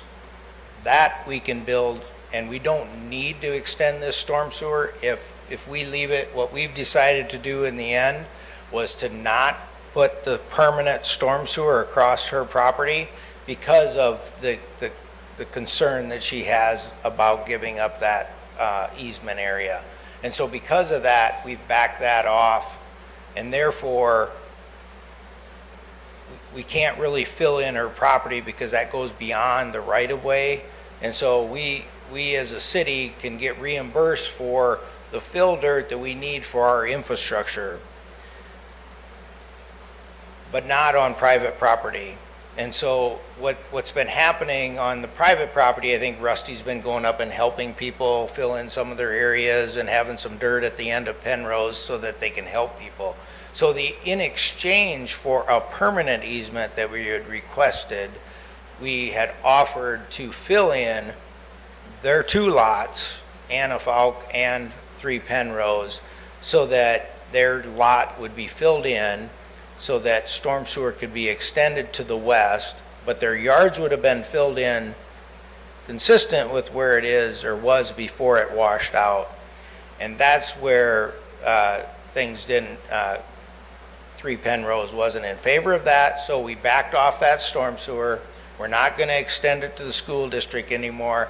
We'll simply do Penrose and stop our dirt at the edge of the right-of-way. So the idea of the permanent easement was if we need to go in and dig something up or whatever, we can go in and dig it up whenever we need to and Later, or whatever. yeah, that's what the permanent easement was for. So in exchange for the permanent easement, we were offering, as a city would fill in their area there, which was a substantial amount of dirt that would have gotten filled in all the way to the back of their property, and then extending that storm sewer, which would be a city storm sewer system.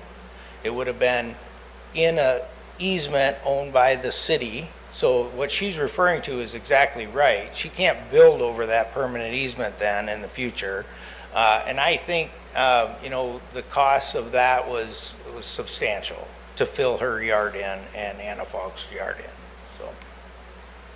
Well, we're still citizens here. We need to respect the citizens that are And here, right? and sir, you know, I mean, if- with all if due she's- respect, What she's saying is true. We need to, yeah, that's we need to reevaluate what we're doing here then. exactly. I don't, you know, Totally. why that came across, I don't understand why that came across, and I apologize if it did come across that way, because that is not my intent, was not my intent to come across intimidating.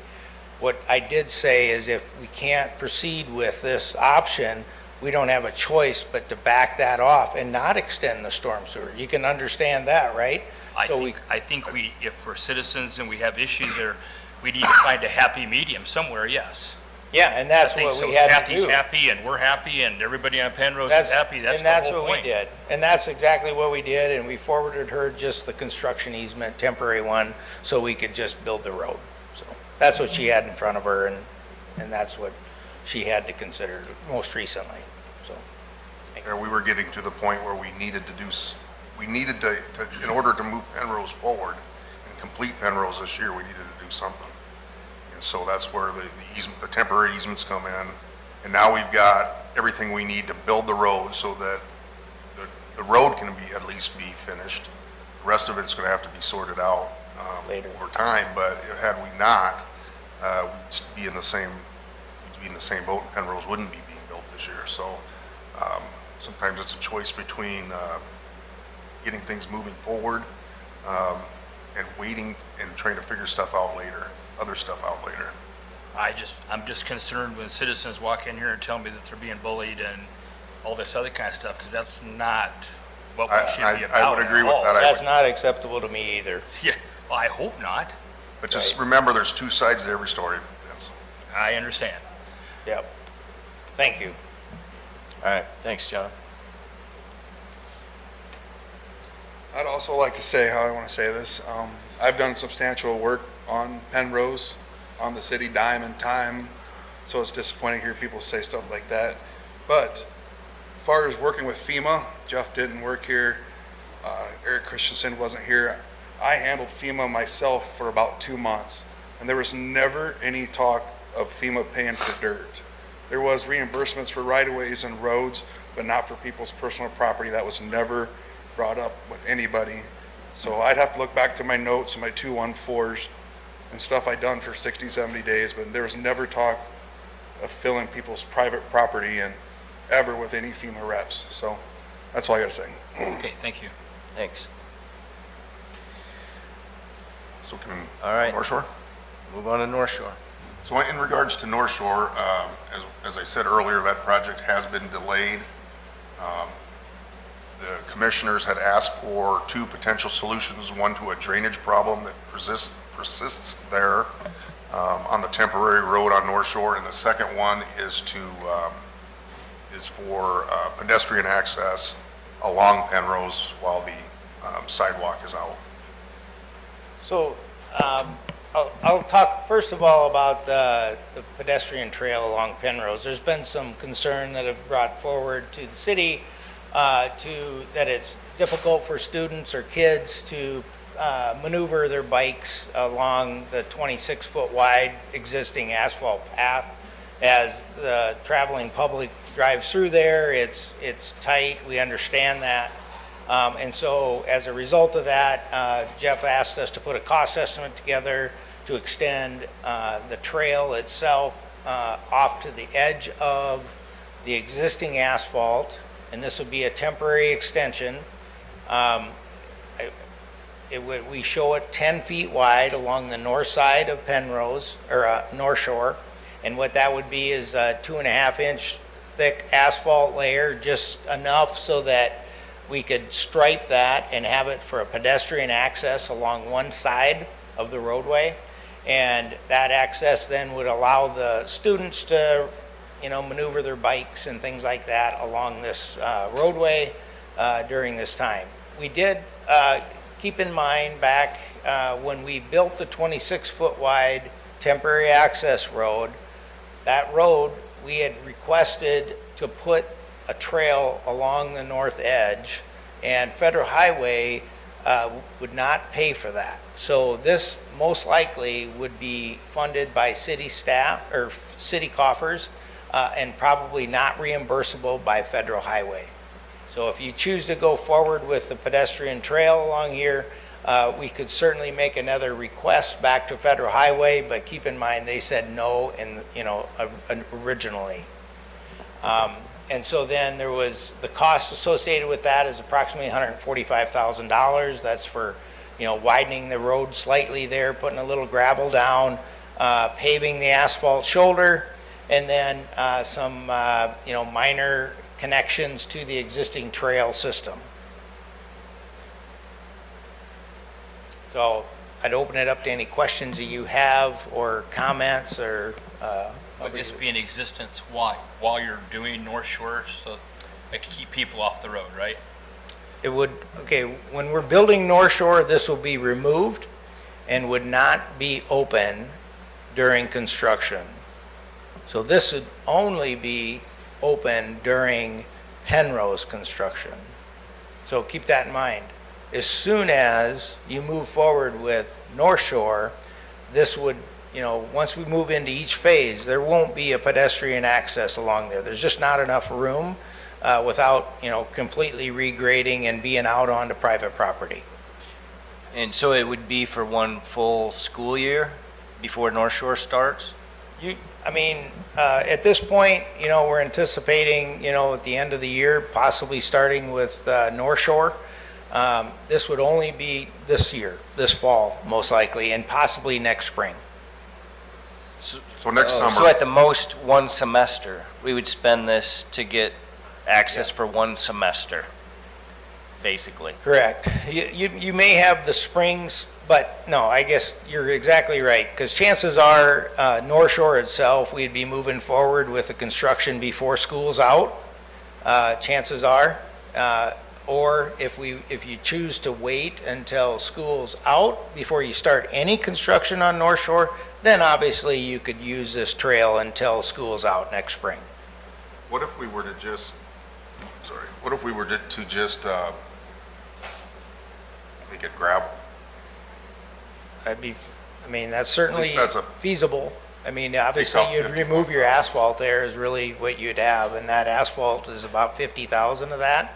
So you're still going to end up with some grading, a little bit of gravel that we've got shown there, and then, you're going to have to compact that pretty tight. But kids, I'll be honest with you, if we did that, I'd want to move it off of the pavement just because kids are going to lose footing, and, I'm just not going to like that scenario. Just a thought. Is limestone like Adams Nature Trails, is that a cheaper option? It's similar to gravel, what we've got here. So if you wanted to take the asphalt off, like I said, there's about 50 or 60,000, you could reduce the cost. So if you did gravel, you could move it away from the road a little further? Is that what you're saying? Not at a couple locations. Where it's really tight, where we've got those barriers there. That's exactly where it'd be tight anyway. So we'd probably want to stay up next to that barrier in those locations, but then we'd weave it away from the trail or the roadway as far as we could, just so that we're not, kids aren't losing footing and, accidentally going into the pavement. Yeah, because if we turned it to gravel and we got it for a whole school year, it might be worth doing. I think it's too dangerous not to do it. Yeah. For the kids anyway. Mm-hmm. As much traffic as that road carries too. Crazy. I would prefer that my kid ride to school on a gravel path than on North Shore. Yeah. But, I would not want to look at mainly because one day when I got done mowing, I sat on my deck and I started counting cars. I forgot to count the first 70 that had already gone down the road, 210, and I said, that's counting enough. And so there is so much traffic on North Shore. I think we'd be doing a grave disservice not to have a better surface. Even if it's for one semester? I don't care if it's for one semester or one day, because one, it looks like it's going to be for the next school year, possibly, at the longest. And when you're having 200, 300 cars just getting the kids from school, I didn't look at anybody going to, plus 9 buses, that is a horrible amount of traffic. And I think money well spent, because if we ever had a youngster that went off into a big ravine or fell into the travel of a car, that would be horrendous. This wouldn't even touch it. Should we have them bring back both alternatives next week or the week after? And Are we asking for a motion? Could I offer a suggestion? Consideration. John, what if we bid this project as you have it outlined here with an alternate for just crushed limestone? Bring that to the commission, let them How about up or down? what do you, I mean, at this point, keep in mind at the next meeting or the, not this next meeting, but the following meeting, we were going to present to you the parking lot rehab, which would be the perfect project to add this to it. And that would be then, because we're doing some rehab as part of the elementary school parking lot, part of that project we could add, base bid being a limestone, compacted limestone gravel with an add alternate to add the asphalt on top of that. Would that be an option? I'd like to see it the other way around.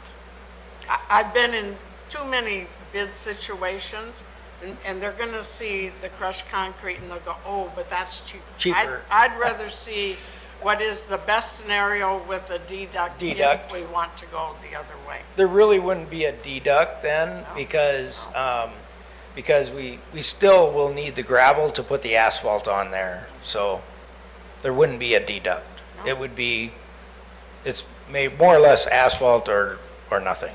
If you're gonna connect it with something, why don't we just pretend like we didn't see this and we'll get the real thing when we're doing the school. The real bid, you mean? Yeah.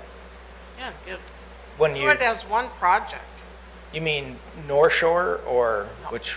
This temporary bike trail. Yep. Put that with the school parking lot, yes. And Yeah. we don't need any help to I think what, I think what we're I'm saying the hearing same is- thing. I think Yeah. that you just bring it back Let with us your bring it parking back. lot plan. And you'll have a parking lot plan to consider along with the asphalt repairs and the asphalt trail for consideration, and then we'll be able to talk about what that might be to deduct the asphalt and just add some gravel on there. So Sounds good. I guess there would be still some a deduct there if you didn't do the asphalt, but obviously, so. Sounds like a plan. Okay? All right. Thank you. And the other thing I wanted to talk a little bit about is trying to repair a couple of low areas in our temporary access. As part of the construction plans, these 2 locations, right now, they hold water.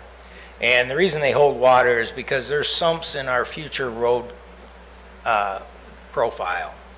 Part of our road profile, there will be a completed storm sewer system that will be extended up to these locations and permanent inlets put in these locations.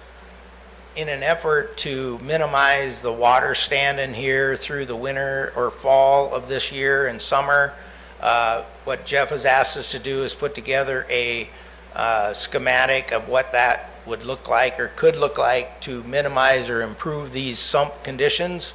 And what we've done is we put this, it's a small, I'll call it an 8-inch pipe, not big, small enough where you could still clean it out if for some reason it was in there longer than we wanted it to be, but yet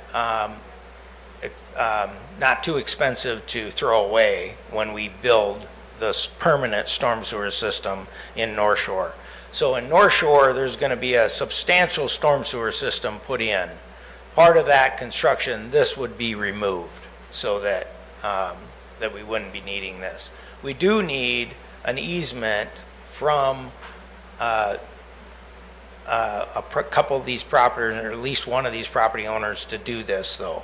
And so I think Jeff has talked to them about this briefly. And I think that property owner has said as long as it doesn't negatively impact, and so we would work closely with him and make sure that we can get that down to the lake close enough where it doesn't negatively impact him. And that cost is approximately $96,000, and that's an estimate.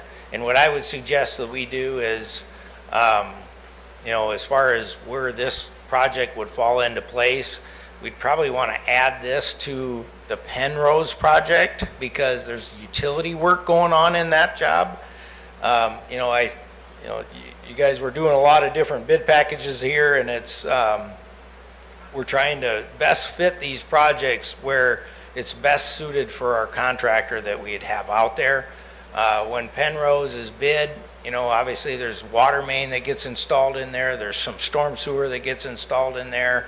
And so there's going to be an underground contractor doing work there. So I think that'd be the best suit for this is to add this to the Penrose project, if you choose to move forward with it. And we would suggest we do that now that North Shore is not going to happen this year, in the near future. This way we can at least get rid of that nuisance water during this period of time. Yeah. So would it be okay to take action just on the drainage and then we'll wait on the sidewalk until we're dealing with the parking lot? It's up to you, Jeff, if you want action on it now, or do you want us to just, because we could do it like that. I would like to add it by addendum if we could, because we haven't bid Penrose, if we're going to add it to Penrose. Your thought process there is save on mobilization. Yeah. It's the only reason. Because this is below the state bid limit, which means we can just negotiate. Oh, I see what you're saying. Just negotiate. Never thought of that. Contract. Yeah, You we don't could have to take negotiate action. with the contractor too. Might Be less than this too then, yeah. My gut tells me that would be the route to go. Okay. I'll rely on Jeff and we can talk about that and maybe bring it back to you at the next council meeting. Okay. That's my recommendation. Let us bring it back to you. All right. Tabled. Sounds good.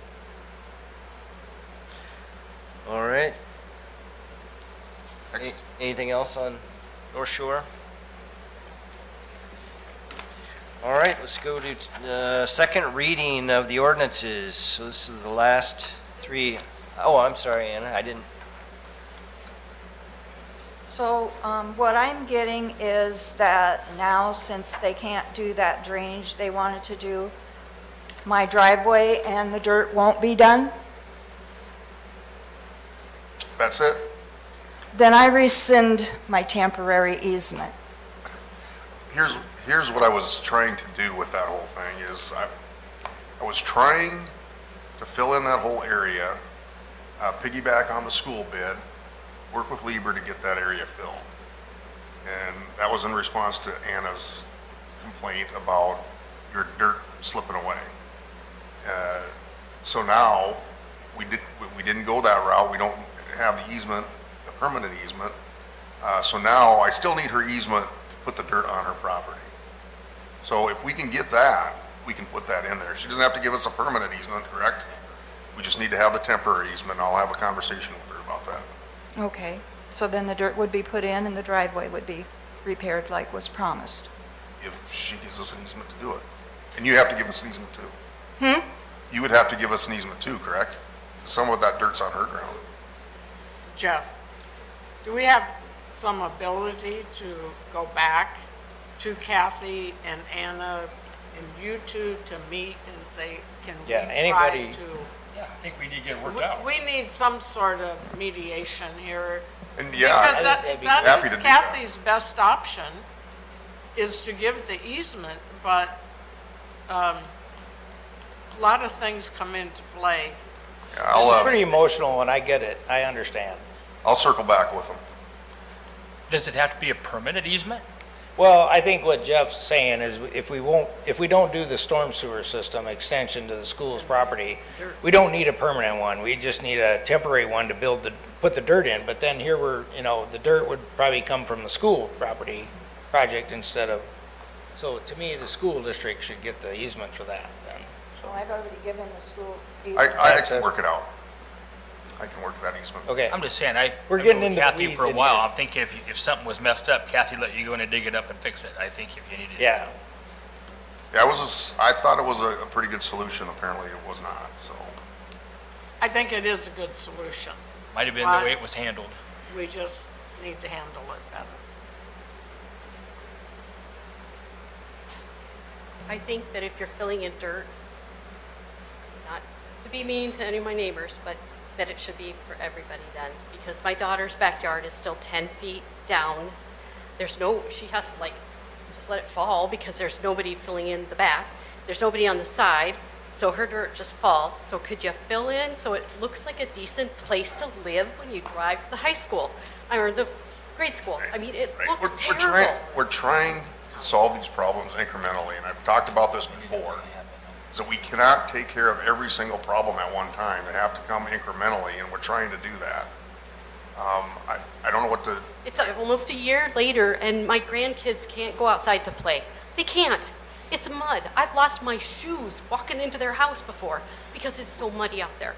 And it looks terrible. Vermillion High School track came down here to go to the track meet.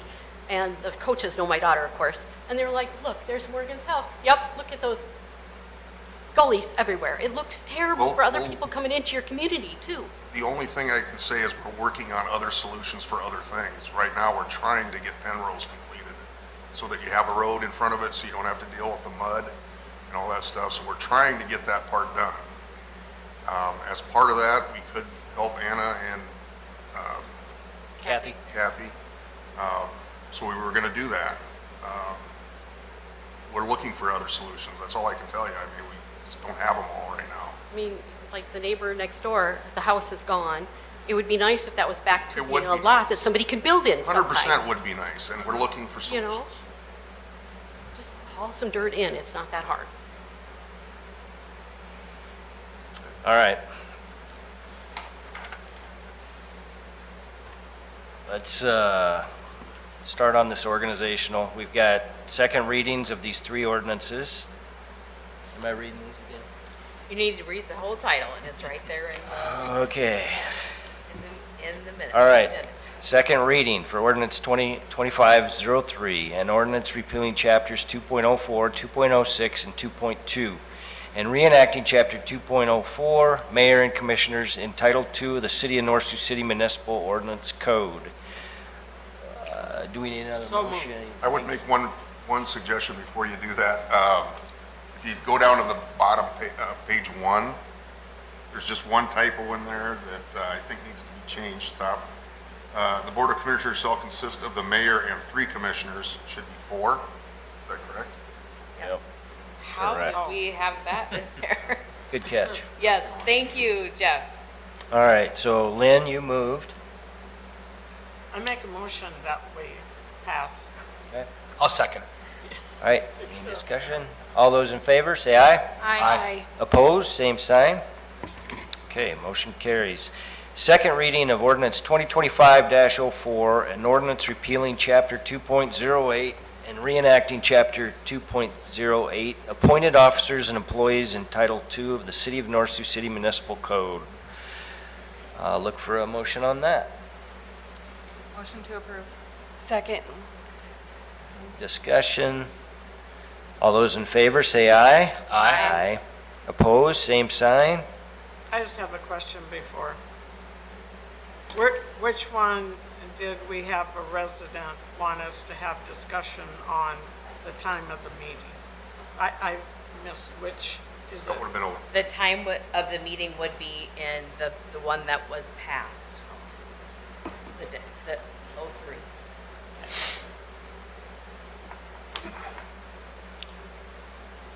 Okay. The third one, second reading of ordinance 2025-05, an ordinance amending the City of North Sioux City Municipal Ordinance Code to update terms to the new commission form of government. Look for a motion there.